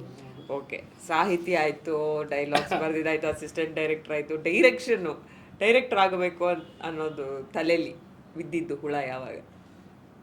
ಅದು ಇದು ಅಸಿಸ್ಟೆಂಟ್ ಡೈರೆಕ್ಟರ್ ಆಗ್ಬೇಕಾದ್ರೆ ಅದು ಒಂದು ಇರ್ತಲ್ಲ ಆ್ಯಕ್ಚುಲಿ, ಇವ್ರು ಹಿಂಗೆ ಮಾಡಿದ್ರೆ ಚೆನ್ನಾಗಿರುತ್ತೆ, ಹಿಂಗೆ ಮಾಡಿದ್ರೆ ಅದು ಎಲ್ಲರಿಗೂ ಇದ್ದೇ ಇರುತ್ತೆ ಆ್ಯಕ್ಚುಲಿ. ಅದು ಇವಾಗ ಕ್ರಿಟಿಕ್ಸ್ ಗೊತ್ತಲ್ಲ, ರಿವ್ಯೂಸ್ ಹಿಂಗೆ ಮಾಡ್ಬೇಕಾಯ್ತು, ಹಂಗೆ ಮಾಡಿ, ಅದು ಕಾಮನ್ ಸಿನಿಮಾದ ಮೇಲೆ. ನಾನು ಏನೋ ಒಂದು ಮಾಡ್ಬೇಕಲ್ಲ, ಅಟ್ಲೀಸ್ಟ್ ಹಿಂಗೆ ಚೆನ್ನಾಗಿರುತ್ತೆ ಅಂತ ಹೇಳಿದ ನನಗೆ ಸರ್ ಜೊತೆ ಜರ್ನಿ ಶುರು ಮಾಡಿದ್ಮೇಲೆ ಒಂದು ಡೈರೆಕ್ಷನ್ ಮಾಡ್ಬೇಕಂತಂದು ಆಸೆ ಇದ್ದಿದ್ದೇ ಆಯಿತು. ಅವಾಗ ಒಂದು ಶುರು ಮಾಡಿದ್ವಿ, ಒಂದು ಸಣ್ಣ ಬಜೆಟಲ್ಲಿ ಒಂದು ಪ್ರಯತ್ನ ಅಂದ್ಬಿಟ್ಟು. ನಮ್ಮ ಟೈಮ್ ಕೊರೋನಾ ಅಂತ ಬಂದ್ಬಿಟ್ಟು ಏನೂ ಮಾಡೋಕ್ಕಾಗಿಲ್ಲ, ಬಟ್ ಒಂದು ಹಂತಕ್ಕೆ ದಡ ಸೇರಿದ್ವಿ ಅಷ್ಟೇ. ಈಗ ನೋಡಿ ನಿಮ್ಮ ಕ್ಯಾರೆಕ್ಟ್ರಿಗೆ ಬರ್ತೀರಲ್ಲ, ಅದೇ ಒಂದು ದೇವ್ರ ಸಿನಿಮಾ ಸಿಂಹರೂಪಿಣಿ ಅಂತ. ಈಗ ನೆಕ್ಸ್ಟ್ ಈಗಿನ ಸಿನಿಮಾ ಈಗ ರೆಡಿ ಆಗಿದೆ, ಆಗ್ತಾ ಇದೆ. ಒಂದು ದೊಡ್ಡ ಬಜೆಟ್ ಸಿನಿಮಾನೇ, ಸುಮಾರು ಒಂದು 80 ಜನ ಆರ್ಟಿಸ್ಟ್, 80 ಜನ ಆರ್ಟಿಸ್ಟ್, ಮೇನ್ ಆರ್ಟಿಸ್ಟ್ ಹೆಚ್ಚು ಕಡಿಮೆ ಒಂದು 30 ಜನ ಇದ್ದಾರೆ. ಪೋಸ್ಟಲ್ಲಿ ಯಾರು ಸಿನಿಮಾ ಹಾಕ್ಬೇಕು ಯಾರು ಬೇಡಬೇಕು ಅಂತ ಒಂದು ಇದರಲ್ಲಿ ಇದ್ದೀವಿ. ಅಷ್ಟೊಂದು ಅದೊಂದು ಪ್ರಯತ್ನ ಇದೆ. ಅದು ಬಿಟ್ಟು ಸಾಹಿತ್ಯ ಮುಂದುವರೆದು ಅದು 100% ಎನಿ ಟೈಮ್. ಅದೇ ಈಗ ಇನ್ನೊಂದು ಪ್ರಶ್ನೆ, ಈಗ ಸಿನಿಮಾ ನಿರ್ದೇಶನದ ಬಗ್ಗೆ ನಾನು ಮಾತಾಡ್ತೀನಿ. ಅದಕ್ಕೂ ಮುಂಚೆ ಈಗ ಹಾಡುಗಳು ಅಂತ ಬಂದರೆ ಮುಂಚೆ ಎಲ್ಲ ಕ್ಯಾಸೆಟ್ ಇತ್ತು, ಅದಾದ್ಮೇಲೆ ಈಗ ಡಿಜಿಟಲ್ ಆಗಿರೋದು. ಸೊ ಆ ಟ್ರಾನ್ಸ್ಫಾರ್ಮೇಷನ್ ಬಗ್ಗೆ ಹೇಳೋದಾದ್ರೆ, ಅಂದರೆ ಆಡಿಯೋ ಅನ್ನೋದು ಕೂಡ ಒಂದು ಬಿಸ್ನೆಸ್ಸು, ಅದು 100%. ಈಗ ಸಿನಿಮಾಗೆ ನಾವು ಹಾಡುಗಳನ್ನ ಇನ್ವಿಟೇಷನ್ ಅಂತ ಕನ್ಸಿಡರ್ ಮಾಡ್ತೀವಿ. ಹಾಡು ಫಸ್ಟ್ ಹಿಟ್ ಆಗಬೇಕು, ಹಾಡು ಫಸ್ಟ್ ಜನರನ್ನ ಕರ್ಕೊಂಬರ್ಬೇಕು ಅನ್ನೋದಿದೆ. ಅದ್ರ ಬಗ್ಗೆ ಏನು ಹೇಳ್ತೀರಾ? ಇಲ್ಲ, ನೀವು ಒಂದು ಸಿನಿಮಾದಲ್ಲಿ ಸಾಂಗ್ ಅನ್ನೋದು ಇನ್ವಿಟೇಷನ್. ಆ್ಯಕ್ಚುಲಿ ಯಾವುದೋ ಒಂದು ಸಾಂಗ್ ಮುನುಗ್ತಾ ಇತ್ತು. ಇವಾಗಂತೂ ತುಂಬ ಕೈಯಲ್ಲೇ ಎಲ್ಲರಿಗೂ ಪ್ರಪಂಚ ಆಗಿಬಿಟ್ಟಿದೆ. ಮುಂಚೆ ಅವಾಗ ಏನಪ್ಪ ಅಂದ್ರೆ ಕ್ಯಾಸೆಟ್ ಹೋಗ್ಬೇಕು, ಕ್ಯಾಸೆಟ್ ಅಂಗಡಿಗೆ ಹೋಗ್ಬೇಕು, ತೊಗೊಂಬರ್ಬೇಕು. ಇಲ್ಲ ಒಂದು 4-5 ಜನ ನೀನು ಕೇಳಿದೇನಪ್ಪ ಇಷ್ಟು ಚೆನ್ನಾಗಿದಾವ, ಅದಾದ್ಮೇಲೆ ಕೇಳ್ಕೊಡು, ನಾನು ಕೇಳ್ತೀನಿ ತಗೊಂತ ಕ್ಯಾಸೆಟ್ ಇಸ್ಕೊಂಡು ಕೇಳಿಬಿಟ್ಟು ಇಷ್ಟ ಆದರೆ ತೊಗೊತಿದ್ವಿ. ಬಟ್ ಇವಾಗ ಹಂಗಲ್ಲ, ಇಲ್ಲಿ ಬಂತ ನೋಡೋದ ಓಡಿಸ್ತಾ ಇರ್ತಾರೆ. ಫಸ್ಟ್ 2 ಲೈನ್ ಚೆನ್ನಾಗಿತ್ತಾ ಕೇಳ್ತಾರೆ, ಇಲ್ಲಾಂದ್ರೆ ಓಡಿಸ್ತಾನೆ ಇರ್ತಾರೆ. ಹಂಗಾಗಿ ಆ ಒಂದು ವ್ಯೂಸು, ಆಮೇಲೆ ಅದಾದಮೇಲೆ ನೀವೇನು ಕ್ವಾಲಿಟಿ, ಯಾಕಂದ್ರೆ ಫಸ್ಟ್ ಬರೋದೇ ನಿಮ್ಮ ಸಾಂಗ್, ಟೀಸರು ಟ್ರೇಲರು, ಅದಾದಮೇಲೆ ಸಾಂಗ್, ಅದರಲ್ಲೇ ನೀವು ಕೊಡ್ತಿರೋ. ಅದ್ರ ಜೊತೆಗೆ ಸಿನಿಮಾಗೆ ನಿಮ್ಮ ಪ್ರೇಕ್ಷಕನ ಅಟ್ಲೀಸ್ಟ್ ನಿಮಗೊಂದು 100% ಅಂತೂ ಬರ್ತಾರೆ ಅಂತ ಹೇಳೋಕ್ಕಾಗಲ್ಲ, ಅಟ್ಲೀಸ್ಟ್ ಒಂದು 10% ಅಂದ್ರೆ ನಿಮ್ಗೆ ಒಲವು ಇದ್ದೇ ಇರುತ್ತೆ. ಈ ಸಾಂಗ್ ಚೆನ್ನಾಗಿ ಮಾಡಿದಾನೆ, ಒಂದ್ಸರಿ ನೋಡ್ಬೋದು ಅಂತ ಕರ್ಸ್ಬೋದೇ ಹೊರತು ಬಟ್ ಸಿನಿಮಾಗೆ ಬರ್ತಾರ ಅಂತ ಗ್ಯಾರಂಟಿ ಇಲ್ಲ. ಬಟ್ ಕರ್ಸೋ ಶಕ್ತಿ ಇದೆ, ಅದನ್ನ ಮಾತ್ರ ಹೇಳ್ಬೋದು. ನಿಮ್ಗೆ ಯಾವ ಜನ್ರೇಷನ್ ಇಷ್ಟ ಆಗುತ್ತೆ ಸರ್? ಕ್ಯಾಸೆಟ್ ಜನ್ರೇಷನ್, ಈಗ ಡಿಜಿಟಲೈಸೇಷನ್ ಆಗಿರೋದು? ಅಲ್ಲ, ನಮಗದು ನಾವು ಕ್ಯಾಸೆಟಲ್ಲಿ ಕೇಳೋದ್ರಿಂದ ಅಂದರೆ ಒಂದು ಖುಷಿ ಇತ್ತು. ಓ ನಾವೇ ಪರ್ಚೇಸ್ ಮಾಡಿದ್ದು ಅದು ಕೇಳ್ತಾ ಇರೋದು ಅದೊಂದು ಖುಷಿ ಇತ್ತು. ಇವಾಗ ಹೆಂಗಿದೆ ಅಂದರೆ FM ಇದೆ, ಆಮೇಲೆ MP3 ಎಲ್ಲ ಇದಾವೆ, ಡೌನ್ಲೋಡ್ ಮಾಡ್ಕೊಂಡು ಯಾವಾಗಲೂ ಕೇಳ್ಕೊಬೋದು. ಜೊತೆಗೆ ಯೂಟ್ಯೂಬಲ್ಲೂ ಅದು ಸುಮಾರಾಗಿಲ್ಲ ಪ್ಲ್ಯಾಟ್ಫಾರ್ಮ್ ಇದ್ದಾವೆ. ಅವ್ರವ್ರಿಗೆ ಒಂದೊಂದು ಜರ್ನಿ. ಬಟ್ ನನಗೆ ಎರಡೂ ಇಷ್ಟ. ಓಕೆ, ಈಗ ಹಾಡುಗಳು ಬ್ಯಾಕ್ ಟು ಬ್ಯಾಕ್ ಬರ್ಕೊಂಡು ಹೋಗ್ತಾ ಇದ್ದೀರಾ, ಒಂದಷ್ಟು ಹಿಟ್ ಆಗ್ತಾ ಇದೆ. ಈಗ ನೀವು ಹೇಳಿದ್ರಿ ಪ್ರಮೋದ್ ಮರವಂತೆ, ನಾನು ಫಸ್ಟ್ ಫೋಟೋ ಬಂದಿದ್ದು ಅಂಜನಿ ಪುತ್ರದ ನೆನಪು ಮಾಡ್ಕೊಂಡ್ರಿ. ಇತ್ತೀಚೆಗೆ ಈಗ ಒಂದಷ್ಟು ಹೆಸರುಗಳು ಎಲ್ಲ ಸಿನಿಮಾದಲ್ಲೂ ನಿಮ್ದೆಲ್ಲ ಒಂದೊಂದು ಹಾಡುಗಳಿರುತ್ತೆ ಅಂತ ಹೇಳಿದ್ರೆ, ಸೈಮಲ್ಟೇನಿಯಸ್ಲಿ ಬೆಳೀತಾ ಇರುವಂಥ ಪ್ರತಿಭೆಗಳು ಅಂತ ತಗೊಂಡ್ರೆ, ಹೆಸರುಗಳು ಅಂತ ತಗೊಂಡ್ರೆ, ನಿಮ್ಮ ಜೊತೆಲಿ ಇರೋವಂಥ ಒಂದಷ್ಟು ಜನರಲ್ಲಿ ಯಾರ ಬರವಣಿಗೆ ನಿಮಗೆ, ಯಾರ ಬರ್ದಿರೋ ಹಾಡು ಬಹಳ ಅದ್ಭುತವಾಗಿ ಬರ್ದಿದಾರಲ್ಲ, ಯಾವ ಹಾಡು? ಪ್ರಮೋದ್ ಮರವಂತೆ. ಯಾವ ಹಾಡು? ಅವರೆಲ್ಲ ಆಲ್ಮೋಸ್ಟ್ ಸಿಂಗಾರ ಸಿರಿಯ ನೋಡಿರ್ಬೋದು, ಆಮೇಲೆ ಇನ್ನೂ ಬೇಕಾಗಿದೆ ಇರ್ಬೋದು, ಮೊನ್ನೆ ಕೆರೆ ಬೆಟ್ಟೆಲ್ಲ ಬಂತು.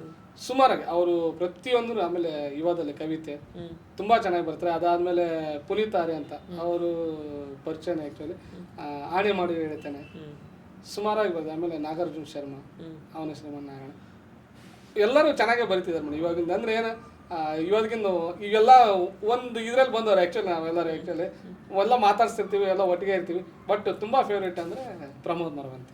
ಅವ್ರ ಬರವಣಿಗೆ ತುಂಬಾ ಖುಷಿ ಆಗುತ್ತೆ. ಒಂದು ನನ್ನ ಗೆಳೆಯ ಅಂತ ಒಂದು ಹೆಮ್ಮೆ. ಜೊತೆಗೆ ಸಾಹಿತಿ, ಅವರು ಪದಗಳು ಇದಾವಲ್ಲ ತುಂಬಾ ಹತ್ರ ಆಗತ್ತೆ, ಒಂದು ಕವಿತ್ವ ಇರ್ತಾವ್ರು.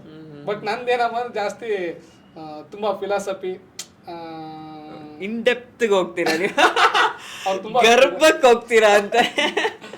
ಬಟ್ ಅವ್ರದ್ದೇ ಅದು ಒಂದು ಇದ್ದೇ ಇರುತ್ತೆ ಆಕ್ಚುಲಿ. ಆಮೇಲೆ ನಮ್ಗೆ ಏನಪ್ಪ ಅಂದ್ರೆ ನನ್ ಬರೋ ಹಂಗ್ ಬರುತ್ತೆ, ಏನ್ ಮಾಡಕ್ಕಾಗಲ್ಲ, ಒಬ್ಬೊಬ್ರದ್ದು ಒಂದು ಅದು 100%. ಬಟ್ ಅವರು ಅಷ್ಟೇ, ಅವರು ಎಲ್ಲಾನು ಆಮೇಲೆ ಐಟಮ್ ಸಾಂಗ್ ಬರ್ದಿದ್ದಾರೆ, ಆಮೇಲೆ ಇಂಟ್ರೊಡಕ್ಷನ್ ಮಾಡಿದ್ದಾರೆ ಆಕ್ಚುಲಿ. ಸೇಮ್ ನಮ್ದು ಹಂಗೆ ಒಂದು ಗರ್ಭದಿನ ನಿಲ್ಲಿಸಿ ಹೆಂಗ್ ನೀವು ಇಷ್ಟಪಟ್ಟಿರೋ ಮರಳಿ ಮನಸ್ಸಾಗಿನೂ ಹಂಗೆ ಇದೆ, ಮೆಹಬೂಬನು ಹಂಗೆ ಇದೆ. ಜೊತೆಗೆ ಬಜಾರಲ್ಲಿ ಆಲ್ಮೋಸ್ಟ್ ಎಷ್ಟೋ ಜನಕ್ಕೆ ಗೊತ್ತಿಲ್ಲ, ಯಾರು ಬೇರೆ ಬರ್ದಿರ್ಬೇಕು ಅನ್ಸುತ್ತೆ, ಒಂದೂರಲ್ಲಿ ಒಬ್ಬ ಯಜಮಾನ. ಇವತ್ತಿಗೂ ಧನ್ವೀರ್ ಅವರು ಯಾವ ಸ್ಟೇಜ್ ಮೇಲೆ ಬಂದ್ರು ಅದೇ ಸಾಂಗ್ ಪ್ಲೇ ಆಗುತ್ತೆ. ಅದನ್ನು ಬರ್ದಿದ್ದೀವಿ ಆಕ್ಚುಲಿ. ಅದು ಒಂದು ಫೇವ್ರೇಟ್ ಆಕ್ಚುಲಿ ನನ್ನ ಇದರಲ್ಲಿ ಸಾಂಗ್ ಅಲ್ಲಿ. ಈಗ ಸಾಂಗ್ಸ್ ಅಂತ ಬಂದಾಗ ಇತ್ತೀಚಿನ ಟ್ರೆಂಡ್ ಬಗ್ಗೆ ಮಾತಾಡೋದಾದ್ರೆ, ಸಿನಿಮಾ ರಿಲೀಸ್ ಆಗೋಕ್ಕಿಂತ ಮುಂಚೆ ಸಾಂಗ್ ರಿಲೀಸ್ ಆಗಿರುತ್ತೆ. ಅವಾಗಷ್ಟು ಹೈಪ್ ತೊಗೊಂಡಿರಲ್ಲ ಕೆಲವೊಂದು ಹಾಡುಗಳು ಸಿನಿಮಾ ನೋಡಿದ್ಮೇಲೆ ಜನರಿಗೆ ಇಷ್ಟ ಆಗುತ್ತೆ. ಈಗ ನಾನು ಮೊನ್ನೆನೂ ಯಾರ ಹತ್ರ ಸಪ್ತಸಾಗರದ ಆಚೆ ಹೋರಾಟ ಹಾಡು ಮುಂಚೆ ಕೇಳಿದಾಗ ನಂಗೆ ಅಷ್ಟು ಇಷ್ಟ ಆಗಿರಲಿಲ್ಲ, ಬಿಜು ಹತ್ರ ಮಾತಾಡ್ತಿದ್ದೆ. ಬಟ್ ಸಿನಿಮಾ ನೋಡಾದ್ಮೇಲೆ ಅದರ ಎಮೋಷನ್ ಕನೆಕ್ಟ್ ಆಗ್ತೀವಲ್ಲ ನಾವು, ನೆಕ್ಸ್ಟ್ ಲೆವೆಲ್ ಇಷ್ಟ ಆಗುತ್ತೆ. ಕೆಲವೊಂದು ಹಾಡುಗಳು ಅಲ್ಲೂ ಓಕೆ ಅಷ್ಟಕ್ಕಷ್ಟೇ ಆಗಿರುತ್ತೆ, ಇಲ್ಲೂ ಅಷ್ಟು ಏನೋ ಒಂದಿನ ಅಚಾನಕ್ ಆಗಿ ಎಷ್ಟೋ ದಿನ ಆಗಿರುತ್ತೆ, ಸಿನಿಮಾನೇ ಹೋಗಿರುತ್ತೆ, ರೀಲ್ಸ್ ಅಲ್ಲಿ ಟ್ರೆಂಡ್ ಆಗಿರುತ್ತೆ, ಟ್ರೆಂಡಿಂಗ್ ಟು ನೆಕ್ಸ್ಟ್ ಲೆವೆಲ್ ಆಗ್ತಾ ಇರುತ್ತೆ. ಆತರ ನಿಮ್ದು ಯಾವ್ದಾದ್ರು ತುಂಬಾ ಟೈಮ್ ತಗೊಂಡು ಟ್ರೆಂಡ್ ಆಗಿದ್ ಹಾಡು? ಇಲ್ಲ, ನಮ್ದು ಆ ಥರ ಏನಿಲ್ಲ. ಅಲ್ಲೇ ಬಹುಮಾನ ಅನ್ನಂಗೆ ಚೆನ್ನಾಗಿ ಆಗಿದೆ ಆ್ಯಕ್ಚುಲಿ. ನನ್ನ ಎಕ್ಸ್ಪೆಕ್ಟೇಷನ್ ಒಂದು 2-3 ಸಿನಿಮಾ ಇದ್ದಿದೆ ಆ್ಯಕ್ಚುಲಿ, ಅದು ತುಂಬ ಇದಾಗುತ್ತೆ ಅಂದ್ಬಿಟ್ಟು. ಬಟ್ ಕೇಳಿದ್ರೆಲ್ಲ ಒಳ್ಳೆ ಕ್ರಿಟಿಕ್ಸ್ ಚೆನ್ನಾಗಿದೆ, ತುಂಬ ಚೆನ್ನಾಗಿದೆ ಅಂತ ಹೇಳಿದೆ. ಮೊನ್ನೆ ಬಂದಿದ್ದ ಅಪ್ಪ ಐ ಲವ್ ಯು, ಅದು ತುಂಬ ಇಷ್ಟ, ಸುಮಾರು ಜನಕ್ಕೆ ಕಾಡಿದಂಥ ಸಾಂಗ್. ಅದು ಲವ್ ಸಾಂಗ್ ಇದೆ ನೋಡಿ, ಎಲ್ಲೇ ಹೋದ್ರು ಹೆಚ್ಚು ಕಡಿಮೆ ಕೆಲವ್ರಿಗೆ ಲವ್ ಸಾಂಗ್ ಇರುತ್ತೆ, ಕೆಲವೊಂದು ಇದೇ ಇರುತ್ತೆ, ಎರಡೂ ಇಷ್ಟ ಆಯಿತು. ಬಟ್ ಅದರಲ್ಲಿ ಅಪ್ಪ ಸಾಂಗ್ ಬಗ್ಗೆ ತುಂಬ ಇದಾಯಿತು ಆ್ಯಕ್ಚುಲಿ. ಅದಾದಮೇಲೆ ಸದ್ದು ವಿಚಾರಣೆ ಅಂತ ನಡೆಯುತ್ತಿದೆ ಅಂತ, ಅದರಲ್ಲಿ ಒಂದು ಫಿಲಾಸಫಿ ಇದೆ, ಅದು ತುಂಬ ಇದಾಯಿತು ಆ್ಯಕ್ಚುಲಿ. ಅದಾದಮೇಲೆ ಒಂದು ಸ್ವಲ್ಪ ರೀಲ್ಸಲ್ಲಿ ಅದು ಹೋಯ್ತು, ನೀವು ಹೇಳಿದಂಗೆ ಅದೊಂದು ಚೆನ್ನಾಗಾಯಿತು.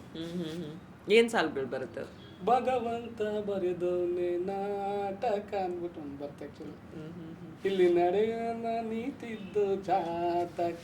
ಅದೇ ಅವಾಗಲೇ ಹೇಳ್ತಿದ್ವಲ್ಲ, ಆಳಕ್ಕೆ ಹೋಗ್ತೀನಿ ಅಂತ. ಎಲ್ಲ ಹಾಡಲ್ಲೂ ಆಳಕ್ಕೆ ಹೋಗ್ತೀರಾ ಸರ್ ನೀವು? ಇಲ್ಲ, ಆ ಕತೆ ಇರೋದು ಹಂಗಿತ್ತು ಮೇಡಮ್ ಆ್ಯಕ್ಚುಲಿ, ಹಂಗಾಗಿ ಹೇಳ್ಬೇಕಾಗಿತ್ತು ಪರಿಸ್ಥಿತಿ ಅದು. ಇಲ್ಲಿವರೆಗೂ ನಿಮಗೆ ಸಿಕ್ಕಿರೋ ಬೆಸ್ಟ್ ಕಾಂಪ್ಲಿಮೆಂಟ್ ಅಂದರೆ, ಸಡನ್ನಾಗಿ ಈಗ ಹೊಸದಾಗಿ ಸಕ್ಸಸ್ ಸಿಗೋವಂಥ ಸಂದರ್ಭದಲ್ಲಿ ಯಾರೋ ಬಂದು ಡೈರೆಕ್ಟಾಗಿ ನಿಮಗೆ ಅದು ಸಾಲು ಸಕ್ಕದಾಗಿ ಬರ್ದಿರ ಅಂತ ಕಾಂಪ್ಲಿಮೆಂಟ್ ಮಾಡಿ ನಿಮ್ಗೆ ಇವತ್ತಿಗೂ ನೆನಪಿರೋದು ಇಂಡಸ್ಟ್ರಿ ಅವರು ಮಾಡಿರೋದು?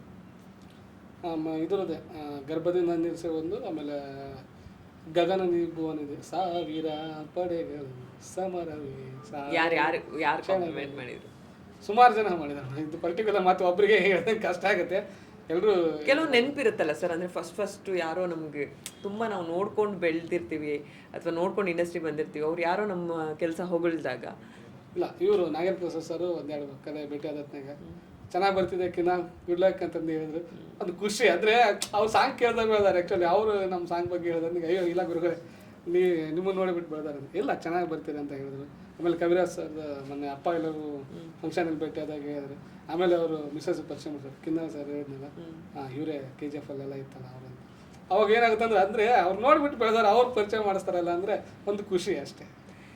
ಇನ್ನೊಂದು ವಿಚಾರ ಇದೆ ಸರ್, ನಮಗೆ ಹಳೆ ಹಾಡುಗಳು ಸಖತ್ ಇಷ್ಟ, ಭಾಳ ಅರ್ಥಪೂರ್ಣವಾಗಿರೋವು. ಈಗಿನ ಹಾಡುಗಳು ಕೇಳೋಕ್ಕಾಗಲ್ಲ, ಕೆಲವೊಂದೆಲ್ಲ ಮೀನಿಂಗೇ ಇರಲ್ಲ, ಏನೋ ಈ ಥರದೊಂದು ಇದೆ ಟಾಕ್. ಅಂದರೆ ಹಳೆ ಹಾಡುಗಳು ನಮಗೆ ತುಂಬ ಇಷ್ಟ ಆಗ್ತಿದೆ, ಎಷ್ಟು ಅರ್ಥಪೂರ್ಣವಾಗಿರ್ತಿತ್ತು ಅಂತ.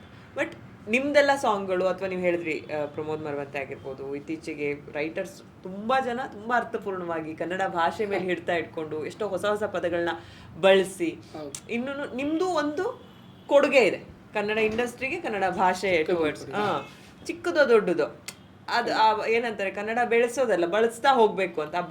ಬಳಸೋದ್ರಲ್ಲಿ ನಿಮ್ದೊಂದು ಕೊಡುಗೆ ಇದೆ. ಅದನ್ನ ನೀವು ಬರ್ದಿರೋದನ್ನ ನಾವೆಲ್ಲ ಬಳಸ್ತಾ ಹೋಗ್ತೀವಲ್ಲ ರಿಪೀಟ್ ಮಾಡೋಲ್ಲಿ ಅದು. ಬಟ್ ಆ ಬಗ್ಗೆ ಅಂದ್ರೆ ಅವಾಗ ಅಷ್ಟು ಅರ್ಥಪೂರ್ಣವಾಗಿ ಇತ್ತೀಚೆಗೆ ಒಂದಷ್ಟು ಸಾಂಗ್ಗಳು ನೀವು ಕೇಳಿ ನಿಮ್ಗೂ ಅನ್ಸಿರ್ಬೋದು ಇದು ಏನ್ ಬರ್ದಿದ್ದಾರೆ ಇದು ಅಂತ. ಆ ಥರ ಒಂದು ಹಾಡು ಮಾಡ್ಬೇಕಲ್ಲ ಅಂತ ಮಾಡೋದು, ಅದ್ರ ಬಗ್ಗೆ ಅಲ್ಲ ಅದು ನಿರ್ದೇಶಕರಿಗೆ ಒಂದು ಹಿಡಿತಾ ಇರ್ಬೇಕು. ನಾವು ಈ ಕತೆ ಒಂದು ಸಾಂಗ್ ಮಾಡ್ತಿದೀವಿ ಅಂದ್ರೆ ಆಮೇಲೆ ಒಂದು ಅವಕಾಶದ ಬಗ್ಗೆ ಯೋಚನೆ ಮಾಡಲ್ಲ. ನನ್ನ ಪ್ರಕಾರ ಒಂದು ಅವಕಾಶ ಸಿಗೋದು ತುಂಬಾ ಕಷ್ಟ. ಸಿಕ್ಕಿದೆ ಅಂದಮೇಲೆ ಅದು ಕರೆಕ್ಟಾಗಿ ಸರಿಯಾದ ರೀತಿಯಲ್ಲಿ ಬಳಸ್ಕೋಬೇಕು. ಸುಮ್ಮನೆ ಯಾರೋ ಅವ್ರದ್ದು ಹಿಟ್ಟಾಗಿದೆ ಅಂದ ತಕ್ಷಣ ಅವ್ರ ಥರನೇ ಮಾಡೋಣ, ಸರ್ ಇವ್ರು ಹಿಟ್ಟಾಯ್ತಾ ಇದೇ ಥರದ ಸಾಂಗ್ ಮಾಡೋಣ ಅಂದ್ರೆ ಅವ್ರು ಫಿಕ್ಸ್ ಆಗಿಬಿಡ್ತಾರೆ. ಅದು ಹಿಟ್ಟಾಗಿದೆ, ನಮ್ದು ಹಿಟ್ಟಾಗಿದೆ. ಒಂದ್ಸರಿ ಹಿಟ್ಟಾದ್ರೆ ಜನ ಮುಗಿದೋತು, ಇನ್ನೊಂದ್ಸರಿ ಬರ್ಬೇಕಂದ್ರೆ ಬೇರೆ ಕೊಡಪ್ಪ ಅಂತ ಕೇಳ್ತಾರೆ ಜನ. ನಾವು ಅದೇ ಥರ ಮಾಡೋಕೆ ಹೋದ್ರೆ ಇವ್ನು ಹಿಂಗೆ ಮಾಡಿದ್ದಾನೆ ಅಂತ ಹೇಳ್ತಾರೆ. ಹಂಗಾಗಿ ಆ ಹೋಲಿಕೆ ಮಾಡೋದು ಸುಮಾರು ಜನ ಇರುತ್ತೆ. ಅದನ್ನ ಏನಪ್ಪ ಅಂದರೆ ಒಬ್ಬ ನಿರ್ದೇಶಕ ಆದವರು, ಯಾಕಂದರೆ ಸಂಪೂರ್ಣ ತಂಡ ಅವ್ರ ಮೇಲೆ ಇರುತ್ತೆ. ಪ್ರೊಡ್ಯೂಸರ್ ಏನು ಅವ್ರಿಗೆ ಫ್ರೀಡಮ್ ಆಲ್ರೆಡಿ ಕೊಟ್ಟಿರ್ತಾರೆ. ಅವ್ರೇನು ಇದೇ ಬೇಕಪ್ಪ ಅಂತ ಹೇಳಲ್ಲ, ನಿನ್ನ ಕತೆಗೆ ಏನು ಬೇಕೋ ಆಯ್ಕೆ ಮಾಡು ಅಂತ ಹೇಳ್ತಾರೆ. ಹಾಗಾಗಿ ಆಯ್ಕೆ ಮಾಡೋದು ಅವರು. ಒಬ್ಬ ನಿರ್ದೇಶಕ ಆದಂಥವ್ರು ಸೆಲೆಕ್ಷನ್ ಮಾಡಬೇಕು. ಅದಾದಮೇಲೆ ಜನಕ್ಕೆ ಬರೋದು. ಆ್ಯಕ್ಚುಲಿ ಅವ್ರು ಜನ ಹೇಳೇಬೇಕು, ಚೆನ್ನಾಗಿದೆ ಅಂತಾರೆ, ಇಲ್ಲಾಂದ್ರೆ ದಬ್ಬ ಅಂತಾರೆ ಅಷ್ಟೇ. ಯಾಕಂದ್ರೆ ಅವ್ರಿಗೆ ಹೋಗ್ಬಿಟ್ಟು ನಮ್ಮ ಸಾಂಗ್ ಹಿಟ್ಟಾಗಿದೆ ನೀವು ಒಪ್ಪಲೇಬೇಕು ಅನ್ನೋದು ತಪ್ಪು. ಯಾಕಂದರೆ ಅವರು ಸ್ವತಂತ್ರ ಇದೆ, ಚೆನ್ನಾಗಿ ಬರ್ತಾರೆ ಅವರೇ ಶೇರ್ ಮಾಡ್ತಾರೆ, ಸಪೋರ್ಟ್ ಮಾಡ್ತಾರೆ. ಈಗ ನನಗೆ KGF ಹಿಟ್ ಆದ ತಕ್ಷಣ ಎಲ್ಲ ಸಾಂಗ್ ಹಿಟ್ಟಾಗಕ್ಕಾಗಲ್ಲ. ಆಮೇಲೆ ಜೊತೆಗೆ ಒಬ್ಬ ಸಾಂಗ್ ಹಿಟ್ಟಾಗಕ್ಕೂ ನಿರ್ದೇಶಕರು ನಿರ್ಮಾಪಕರು ಹೆಂಗಿರ್ತೋ ಒಂದು ಬ್ಯಾನರ್ ಇಂಪಾರ್ಟೆಂಟ್. ಅದನ್ನ ಹೆಂಗೆ ಪ್ರೆಸೆಂಟೇಷನ್ ಮಾಡ್ತಾರೆ ಜನಕ್ಕೆ, ಅದು ಜನಕ್ಕೆ ತಲುಪಿಸೋದು ಇಂಪಾರ್ಟೆಂಟ್. ನಾವೆಲ್ಲ ಮಾಡಿಬಿಟ್ಟು ಬರಲಿಲ್ಲ ಅಂತಂದರೆ ಕಷ್ಟ. ಇವಾಗ ಉದಾಹರಣೆ ನಿಮಗೆ ಅಪ್ಪ ಐ ಲವ್ ಯು ಇಷ್ಟನಾ? ಇಷ್ಟ ಮೇಡಮ್, ಇಷ್ಟ ಆಗುತ್ತಲ್ವಾ? ಅದು ಇವಾಗಿನ ಜನ್ರೇಷನ್ ಅಲ್ವಾ? ಮತ್ತೆ ಈ ತರ ಸುಮಾರಾಗಿ ಇದಾವೆ ಆಕ್ಚುಲಿ ಸಾಂಗ್. ಅದನ್ನ ಜನಕ್ಕೆ ತಲುಪಿಸೋದು, ಆಮೇಲೆ ಜನಕ್ಕೆ ಈ ತರ ಕೊಡೋದು ಇದೆಯಲ್ಲ, ಅದನ್ನ ಸರಿಯಾದ ರೀತಿಯಲ್ಲಿ ಕೊಡ್ಬೇಕಷ್ಟೇ. ಪ್ರಾಡಕ್ಟ್ ಮಾಡೋದು ಒಂದು ಕೆಲಸ ಆದ್ರೆ ಅದನ್ನ ತಲುಪಿಸೋದು ದೊಡ್ಡ ಜವಾಬ್ದಾರಿ, ಅದು ವೆರಿ ವೆರಿ ಇಂಪಾರ್ಟೆಂಟ್. ಆಮೇಲೆ ಕೆಟ್ಟದ್ದು ಒಳ್ಳೇದು ಇದ್ದೇ ಇರುತ್ತೆ. 5 ಬೆಳೆಗಳು ಸಮ ಇಲ್ಲ. ನಾನು ಬರ್ದ ನಂದೇ ಹಿಟ್ ಆಗ್ಬೇಕಂತಾಗಲಿ, ಬೇರೆಯವ್ರು ಬರ್ದಂತ ಅವರೇ ಹಿಟ್ ಆಗೋದಂತ ಅಲ್ಲ. ಕತೆಗೆ ಏನು ಕೇಳಿದ್ದು ಅದು ಆಗುತ್ತೆ ಅಷ್ಟೇ. ಈಗ ತುಂಬ ಜನ, ಈಗ ನಮಗೇನೆ ಎಷ್ಟೊಂದು ಜನ DM ಮಾಡ್ತಾರೆ, ಮೇಡಮ್ ನಾನು ಹಾಡು ಬರಿತಿದ್ದೀನಿ ಅಥವಾ ಕವಿತೆ ಬರಿತೀನಿ, ನಂಗೆ ಬರವಣಿಗೆ ಇದೆ, ಎಲ್ಲಾದರೂ ಒಂದು ಹಾಡು ಬರಿಬೇಕು ಹಂಗೆ. ಬಟ್ ಮೇಜರಾಗಿ ತಿಳ್ಕೊಬೇಕಾಗಿರೋ ಒಂದು ವಿಷಯ ಅಂತಂದರೆ, ನೀವು ನಾರ್ಮಲಾಗಿ ಬರೆಯೋದು ಬೇರೆ, ಸಿನಿಮಾ ಆ ಮ್ಯೂಸಿಕ್ಕಿಗೆ ಬರೆಯೋದು ಬೇರೆ. ಹೌದು, ದೇರ್ ಇಸ್ ಏನಂತಾರೆ, ಒಂದಷ್ಟು ಟೆಕ್ನಿಕಲ್ ಟರ್ಮ್ಸಲ್ಲಿ ಬರಿಬೇಕಾಗುತ್ತೆ, ಅಥವಾ ಒಂದು ರೈಮಿಂಗ್ ಆಗಿರ್ಬೋದು, ಅಥವಾ ಇಷ್ಟೇ ಡ್ಯೂರೇಷನಲ್ಲಿ ಈ ಪದ ಇಲ್ಲಿಗೆ ಕಟ್ ಆಗಬೇಕು, ಈ ಥರದ್ದೆಲ್ಲ ಇರುತ್ತೆ. ಅದಿರುತ್ತೆ. ಅದು ತುಂಬ ಜನಕ್ಕೆ ಗೊತ್ತಿಲ್ಲ. ಎಲ್ಲ ಏನು ಅನ್ಕೊಂಡಿದ್ರೆ ನನಗೆ ಬರೆಯೋಕೆ ಬರುತ್ತೆ, ಹಾಡು ಬರಿಬೋದು ಸಿನಿಮಾಗೆ ಅಂತ. ಆ ಟೆಕ್ನಿಕಲ್ ವಿಚಾರಗಳ ಬಗ್ಗೆ ಮಾತಾಡೋದಾದ್ರೆ ಸರ್? ಇಲ್ಲ, ಖಂಡಿತ ನಾನೇ ಹೇಳಿದ್ದೀನಿ. ಕೆಲವ್ರಿಗೆ ಹೇಳ್ಬೋದು, ಜಂಬ್ ಅನ್ಕೋಬೋದು, ಅಹಂ ಅನ್ಕೋಬೋದು. ಯಾರೋ ಕೇಳ್ತಾರೆ ನಾ ಸಾಂಗ್ ಬರ್ತೀನಿ ಸರ್, ಚೆನ್ನಾಗಿ ಬರ್ತೀನಿ ನೋಡಿ ಸರ್ ಅಂತ. ಬೇಡ ಸರ್, ನೋಡಿಸ್ಬೇಡಿ. ನಾನು ಯಾರಿಗೂ ನೋಡೋಕ್ಕೂ ಹೋಗಲ್ಲ. ಏನಕ್ಕಂದ್ರೆ ಅವ್ರೇನೋ ಚೆನ್ನಾಗಿ ಬರ್ದಿರ್ತಾರೆ, ಚೆನ್ನಾಗಿದೆಯಪ್ಪ ಅಂತ ಹೇಳ್ಬೋದು. ಅದು ಅಪ್ಪಿತಪ್ಪಿ ನಾಳೆ ಎಲ್ಲ ಬಳಸಿದಾಗ ಒಂದು ಪದಗಳು, ಏನಕ್ಕಂದ್ರೆ ಕನ್ನಡದಲ್ಲಿ ಪದಗಳು ಅನ್ನೋದು ಸ್ವತಂತ್ರ. ಅವ್ರಿಗೆ ಒಂದು ಯಾರೋ ಬರ್ದಿಟ್ಕೊಂಡಿದ್ದಲ್ಲ, ಇವ್ರು ಯೂಸ್ ಮಾಡಿದ್ರು, ಅವ್ರು ಯಾಕೆ ಮಾಡಲ್ಲ ಅನ್ಕೊ ನಿನ್ನ ನೋಡಿ ಖುಷಿ ಆಯ್ತು ಮಾಡ್ಕೋಬಹುದು. ಇನ್ನೊಂದ್ಸರಿ ನಿನ್ನ ಸಂತೋಷ ಆಯ್ತು ಅಂತ ಹೇಳ್ಬೋದು. ಬಟ್ ಅದು ಇಲ್ಲ ಸರ್, ನಾನು ಸಂತೋಷ ಅಂತ ಬಳಸಿದ್ದೆ, ಇವ್ರು ಬಳಸಿದ್ರು, ಹಿಟ್ಟಾಯ್ತು ಸಾಂಗು, ಇವು ಸುಮಾರಾಗಿ ಹಾಕಿದೆ. ಫಾರ್ ಎಕ್ಸಾಂಪಲ್ ಒಲವು ಅನ್ನೋ ಪದ, ಒಲವು ಅನ್ನೋದು ಒಲವು, ಪ್ರೇಮ, ಪ್ರೀತಿ ಅವು ಏನ್ ಗೊತ್ತಾ, ಬೇಕಂತ ಬಳಸಿರಲ್ಲ. ಅದು ಏನೋ ಸಿಚುವೇಶನ್ ಇರುತ್ತೆ, ಮೀಟಿ ಸಿಕ್ಕಿರುತ್ತೆ, ಮಾಡಿರ್ತೀವಿ.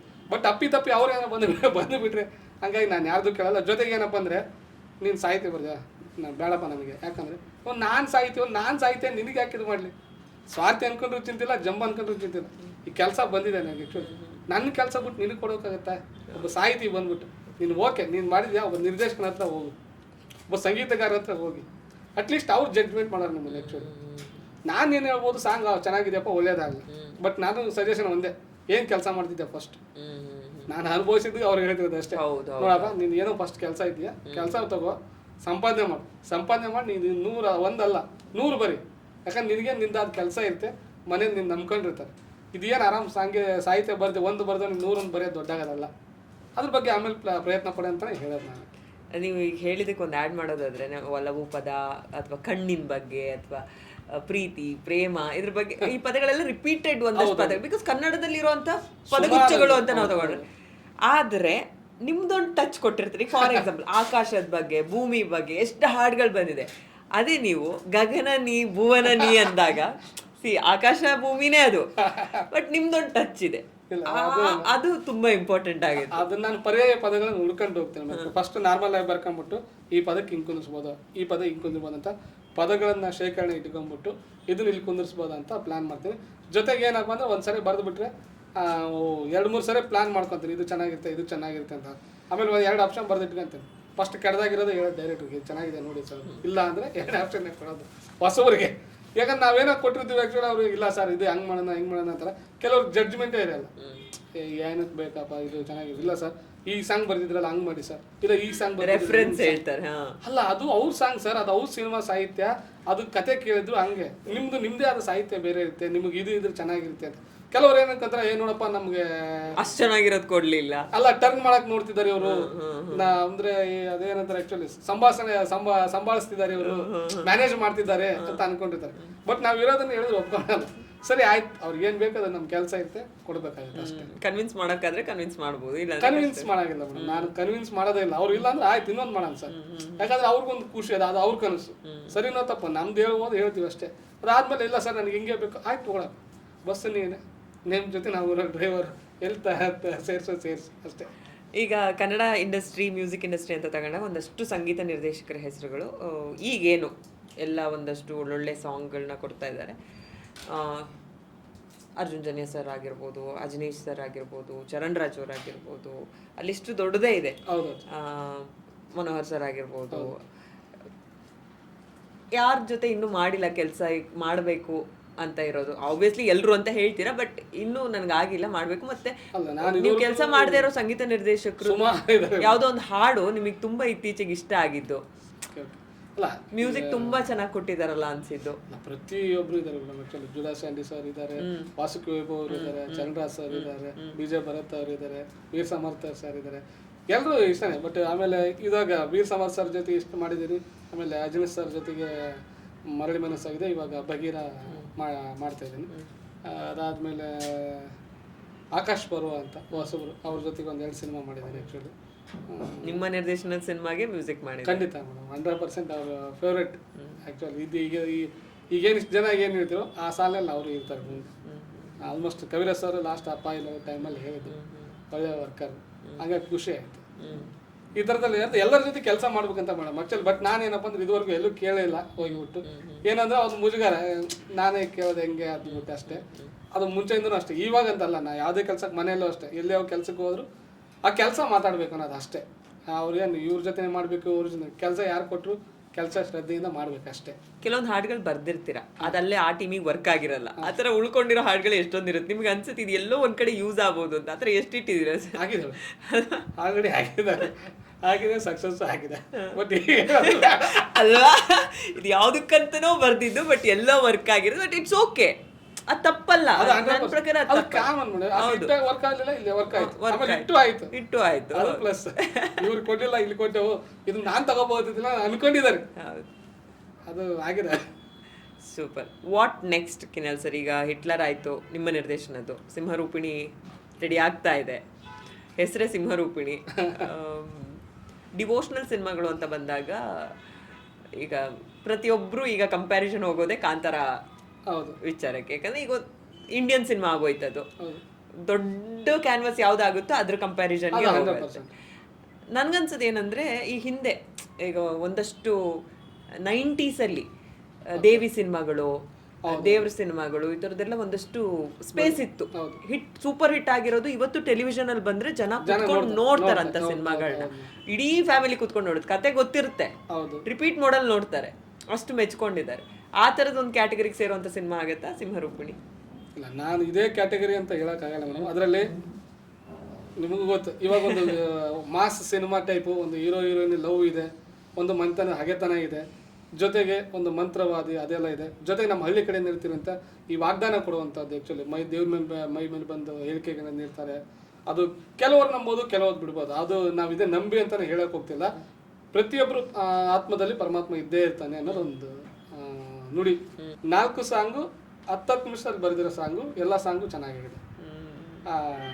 ನಾನು ಕಾಯ್ತಾ ಇದೀನಿ ಒಂದು ಹಾಡಿಗೋಸ್ಕರ. ಎಲ್ಲ ಹಾಡಿಗೂ ಕಾಯ್ತಾ ಇದೀನಿ, ಒಂದು ಹಾಡಿಗೋಸ್ಕರ ಸ್ವಲ್ಪ ಸ್ವಾರ್ಥ ಇದೆ. ಇಲ್ಲ, ಅದು ಆಲ್ಮೋಸ್ಟ್ ಅದು ನೀವು ಹೇಳ್ದಂಗೆ ಅದು ನಿಮ್ ಸಾಂಗ್ ಬಂದ್ಬಿಟ್ಟು ಹೇಳೋದು ಒಂದು ಯೂತ್ ಲವ್ ಸ್ಟೋರಿಗೆ ಎಷ್ಟು ಖುಷಿ ಪಡ್ತಿರೋ, ಒಂದು ತಂದೆ ಮಗಳ ಖುಷಿಗೆ, ಅದು ನನ್ನ ಮಗಳಿಗೋಸ್ಕರ ನಾನು ಬರ್ತೀನಿ. ನಂಗೆ ಅದು ತುಂಬಾ ಎಮೋಷನಲ್ ಆಕ್ಚುಲಿ. ಅದು ಆ ಟೈಮಲ್ಲಿ ಹೇಳ್ಕೊಂತೀನಿ ಆಕ್ಚುಲಿ, ಯಾಕಂದ್ರೆ ನನ್ನ ಮಗಳು ಒಂದು ಸಿಂಹರೂಪಿಣಿ ಟೈಮಿಗೆ ಒಂದು ಇಂಟರ್ವ್ಯೂ ಆಗ್ಲಿ, ಅವಾಗ ಜಾಸ್ತಿ ಮಾತಾಡೋಣ. ಇಲ್ಲ, ಅದು ಒಂದು ಮಿಸ್ಕ್ಯಾರಿ ಆಗಿತ್ತು ಆಕ್ಚುಲಿ. ನಮ್ಮ ಮಿಸಸ್ ಹೆಣ್ಮಗು ಅಂದ್ರೆ ತುಂಬಾ ಇಷ್ಟ. ಹೊಟ್ಟೆಲಿ ಇರ್ಬೇಕಾದ್ರೆ ಇದಾಗಿತ್ತು. ಕೈ ಬಂದು ಹೋಯ್ತಲ್ಲ ಅನ್ನೋ ಒಂದು ನೋವಿತ್ತು. ಅದನ್ನ ಇಟ್ಕೊಂಡೆ, ಅಂದ್ರೆ ಹೆಣ್ಮಕ್ಳು ಆಡೋದಕ್ಕೂ ಪುಣ್ಯ ಬೇಕಂತೆ. ಹೆಣ್ಮಕ್ಳು ಹುಟ್ಟೋದಕ್ಕೂ, ಮನೇಲಿ ಹೆಣ್ಮಕ್ಳು ಹುಟ್ಟಿದಂದ್ರೆ ಮಹಾಲಕ್ಷ್ಮಿ ಅಂದ್ಬಿಟ್ಟು. ಅದು ನನಗೆ ಯೋಗ್ಯತೆ ಇಲ್ಲ ಅನ್ನೋ ಥರದಲ್ಲಿ ಒಂದು ಸಾಂಗ್ ಬರ್ತಿದ್ದೆ. ಅದು ಯಾಕಾರ ಬರ್ದೆ ಅಂತ ಅನ್ಕೋತಿದ್ದೆ. ಅವರೇ ಸಾಂಗ್ ಸರ್ ಕರೆಕ್ಷನ್ ಮಾಡಬೇಕು ಅಂದ್ರೆ, ಸರ್ ಬೇಡ ಬಿಡಿ ಸರ್ ತೆಗೆದ್ಬಿಡೋಣ ಅಂತ. ಇಲ್ಲ ಸರ್ ಚೆನ್ನಾಗಿದೆ ಅಂತ ಹೇಳೋದು. ಅವ್ರಿಗೆ ಹೇಳಕ್ ಅರ್ಥ ಆಗ್ತಿಲ್ಲ, ಇವ್ರು ಏನೋ ತುಂಬಾ ಎಮೋಷನಲ್ ಆಗಿದ್ದಾರೆ ಅಂತ ಅನ್ಕೊಂಡು. ನಾನು ನೋಡಿದ್ರೆ ಏನು ಇದು ನಾನೇ ಯೋಗ್ಯತೆ ಇಲ್ಲ ಅನ್ನೋ ಎಲ್ಲೋ ಏನೋ ಒಂದು ಎಮೋಷನ್ ಟ್ರಿಗರ್ ಮಾಡಿರುತ್ತೆ ಅಂತ ತುಂಬಾ ಇದಾಗಿದೆ. ಯಾವಾಗಲೂ ಕೇಳ್ಕೊಂಡ್ರೆ ತುಂಬಾ ಅಳ್ತಾ ಇದ್ದೆ ಆಕ್ಚುಲಿ. ಯಾಕೆ ಸರ್ ಅಂತ ಕೇಳಿದ್ರೆ, ಇಲ್ಲ ಹಿಂಗೆ ಆಯ್ತು ಸರ್, ಅದಕ್ಕೆ ಆಯ್ತು. ಸಾರಿ ಸರ್ ಬೇಜಾರಾಯಿತು ಅಂತಂದ್ರೆ, ಅದಕ್ಕೆ ಯಾಕಾರ ಕೇಳಿದ್ವಪ್ಪ ಅನ್ನಂಗಾಯ್ತು. ಬಟ್ ಅದಾದ್ಮೇಲೆ ಅದೇನೋ ದೇವ್ರಿಗೆ ಗೊತ್ತಿಲ್ಲ, ತಾಯಿ ಮಹಿಮೆ. ಮತ್ತೆ ಆ ಹಾಡು ಬರ್ದಾದ್ಮೇಲೆ ಆ ಸಿನಿಮಾ ಶೂಟಿಂಗ್ ಟೈಮಲ್ಲಿ ಹೆಣ್ಮಗುಗೆ ತಂದೆ ಆಗಿದ್ದಾರೆ ಕಿನ್ನಲ್ ರಾಜ್ ಸರ್. ಅದು ನಾನು ತುಂಬಾ ಲಕ್ಕಿ ಆ್ಯಕ್ಚುಲಿ. ನಾನು ದೇವರು ಕಿತ್ಕೊಂಡು ನಾನು ಅನ್ಕೊಂಡಿದ್ದೆ, ಕೊಟ್ಟಿದ್ದಾನೆ ಅಷ್ಟೇ. ಅಟ್ಲೀಸ್ಟ್ ಇನ್ನು ಸಂಭಾಳ್ಸೋಕೆ ಆಗಲ್ಲ ಕಣ, ಅದಕ್ಕೆ ತೆಗೆದಿದ್ದೆ ಮತ್ತೆ ಕೊಟ್ಟಿದ್ದೀನಿ ಅನ್ನೊಂದು ಆ ಥರ ಒಂದು ಭಾವನೆ ಅನಿಸ್ತು. ತುಂಬ ಖುಷಿಯಾಗಿದೆ, ನಾನು ಖುಷಿಯಾಗಿದ್ದೀನಿ. ಸಾಕಷ್ಟು ವಿಷಯ ಮಾತಾಡಿದ್ವಿ ನಾವು ಆಲ್ಮೋಸ್ಟ್. What next sir? ಅಂದರೆ ಏನಿದೆ ಇನ್ನು ಕನಸುಗಳು? ಇಲ್ಲೇ ನೀವು ಹೇಳಿದ್ರಿ, ಒಂದು ಚಂದ ಮಾತು ಹೇಳಿದ್ರಿ, ನಾನು ಚಿತ್ರರಂಗದ್ದೇ ಅನ್ನ ತಿನ್ಬೇಕು ತಿಂತಾ ಇದ್ದೀನಿ ಅಂತ. ವಾಟ್ ನೆಕ್ಸ್ಟ್ ಒಂದಷ್ಟು ಇರುತ್ತೆ ಪ್ಲಾನ್ಸು. ಡೈಲಾಗ್ಸ್ ಎಲ್ಲ ನಡೀತಾ ಇದೆ ನಮ್ಗೆ 2-3 ಸಿನಿಮಾಗೆ. ಸೂತ್ರಧಾರಿ ಅಂತ ಒಂದು ಚಂದನ್ ಶೆಟ್ಟಿ ಅವ್ರದ್ದು, ಅದಕ್ಕೆ ಡೈಲಾಗ್ ಆಗ್ತಿದೆ. ಆಮೇಲೆ ಸತ್ಯಂ ಅಂತ ಸಂತೋಷ್ ಬಾಲರಾಜ್ ಅವ್ರದ್ದು, ಅದು KV ರಾವ್ ಸರ್ ಡೈಲಾಗ್ ಬರೆದಿದ್ರು. ಅದ್ರ ಜೊತೆಗೆ ನಾನು ಬರೆದೆ. ಅದಾದಮೇಲೆ ಉಗ್ರಾವತಾರ ಅಂತ ಒಂದು ಪ್ರಿಯಾಂಕಾ ಮೇಡಮ್ ಅವ್ರದ್ದು ಸಾಂಗ್ಸು ಡೈಲಾಗ್ ಆಗಿದೆ. ಆಮೇಲೆ ಬಗೀರ ಮುರಳಿ ಸರ್ದು ಸುಮಾರಾಗಿ ಒಟ್ಟು ನಡೀತಾ ಇದೆ. ಟೆನ್ಷನ್ ಏನಿಲ್ಲ, ಫುಲ್ ಬ್ಯುಸಿಯೆಸ್ಟ್ ಆಗಿದ್ರೆ ಹಿಂಗೆ ಇರಲಿ ಸರ್ ಜೀವನ. Thank you. ಏನಂತಾರೆ, ಒಂದೊಂದೇ ಮೆಟ್ಲು ಮೇಲಕ್ಕೆ ಏರ್ತಾನೆ ಹೋಗಲಿ. ಅದು ಏನೆಲ್ಲ ಕನಸುಗಳಿದೆ ಚಿತ್ರರಂಗದಲ್ಲಿ, ಅದೆಲ್ಲ ವಿಭಾಗದಲ್ಲೂ ಈಡೇರಲಿ. ಶಿವಣ್ಣ ಸಿನಿಮಾ ಬೇಗ ಆಗಲಿ. ಫಾಸ್ಟ್ ಸ್ವೀಟ್ ನಿಮಗೆ ನನ್ನ ನೆನಪು ಮಾಡ್ಕೊಳ್ಳಿ ಅವತ್ತು. ಖಂಡಿತ. ನಮ್ಮದ್ರಲ್ಲಿ ಇನ್ನೊಂದು ಸೆಗ್ಮೆಂಟ್ ಇದೆ ಸರ್. ಹಾಡು ಹೇಳ್ತೀನಿ, ಫಸ್ಟ್ ಲೈನು ಅಥವಾ ಹಾಡು ಹೇಳ್ತೀನಿ. ಆ ಹಾಡು ನಿಮ್ಮ ಲೈಫಲ್ಲಿ ಯಾವ ಸಿಚುವೇಶನಿಗೆ ಅಪ್ಲೈ ಆಗುತ್ತೆ ಅಂತ ನೀವು ಹೇಳಬೇಕು. ಸೊ ನೀವೇ ಹಾಡಿನವರೇ ಬಂದಿರೋದ್ರಿಂದ ನಾವು ಈ ಹೀರೋ, ನಿರ್ದೇಶಕರು ಅಥವಾ ಹೀರೋಯಿನ್ ಇವರೆಲ್ಲ ಬಂದರೆ ನಾವು ಅವರಿಗೆ ಒಂದು ಇದು ಮಾಡ್ಬೋದು. ಬಟ್ ನೀವೇ ಬಂದಿರೋದ್ರಿಂದ ನಿಮ್ಮ ಬರವಣಿಗೆ ಹಾಡುಗಳನ್ನೇ ನಾನು ತಗೊಂಡಿದ್ದೀನಿ. ಆಯಿತಾ? ಯಾವ್ದು ಹೇಳಲಿ? ಗರ್ಭದಿ ನಿನ್ನಿರಿಸಿ ನನ್ನ ತಾಯಿ. ಆಮೇಲೆ ತಾಯಿ ಅಂದ್ರೆ ಇಬ್ರು ಆ್ಯಕ್ಚುಲಿ. ಒಬ್ರು ನನ್ನ ಎತ್ತವರಾದ್ರೆ ನನ್ನ ಸಾಕಿದವರು ನಮ್ಮ ಅತ್ತೆ ಆಗ್ಬೇಕು ಆ್ಯಕ್ಚುಲಿ. ಅವ್ರ ಮಕ್ಕಳಿಲ್ಲ ಅಂದ್ಬಿಟ್ಟು ನಾನು ಯಾವಾಗಲೂ ಅವ್ರ ಮನೇಲಿ, ನಮ್ಮ ಅಪ್ಪ ಮನೆಗೆ ಗಲಾಟೆ ಆದ್ರೆ ಸೀದಾ ಅಲ್ಲಿ ಬಂದಿರೋರು. ಅವರು ಪ್ರತಿಯೊಂದು ನಮ್ಮ ತಾಯಿಗೆ ಎಷ್ಟು ಹಾಕಿದ್ರು ಅವ್ರಿಗೆ ಅಷ್ಟು ಹಾಕಿದೆ. ಹಂಗಾಗಿ ಅವರಿಬ್ಬರಿಗೂ ಸೂಪರ್. ಕಬ್ಜಾ ಮೂವಿದು ನಮಾಮಿ ಶಿವ ನಟರಾಜ್ ಅವ್ರನ್ನ ನೆನೆಸ್ಕೊಂಡೇ ಬರೆದಿದ್ದೆ. ಹಂಗಾಗಿ ನಾನು ಇಷ್ಟ ದೈವನ ನಿಮಗೆ? ನನಗೆ ಇಷ್ಟ ಇದೆ, ನನ್ನ ಹೆಸರೇ ಅದಿತ್ತ ನಮ್ಮ ಮಂಜುನಾಥ. ಹಂಗಾಗಿ ನಾನು ಇವಾಗಲೂ ಧರ್ಮಸ್ಥಳ ಜಾಸ್ತಿ ಹೋಗೋದು, ನಂಬಿರೋದು ಆಂಜನೇಯ, ಮಂಜುನಾಥ, ಗಣೇಶ.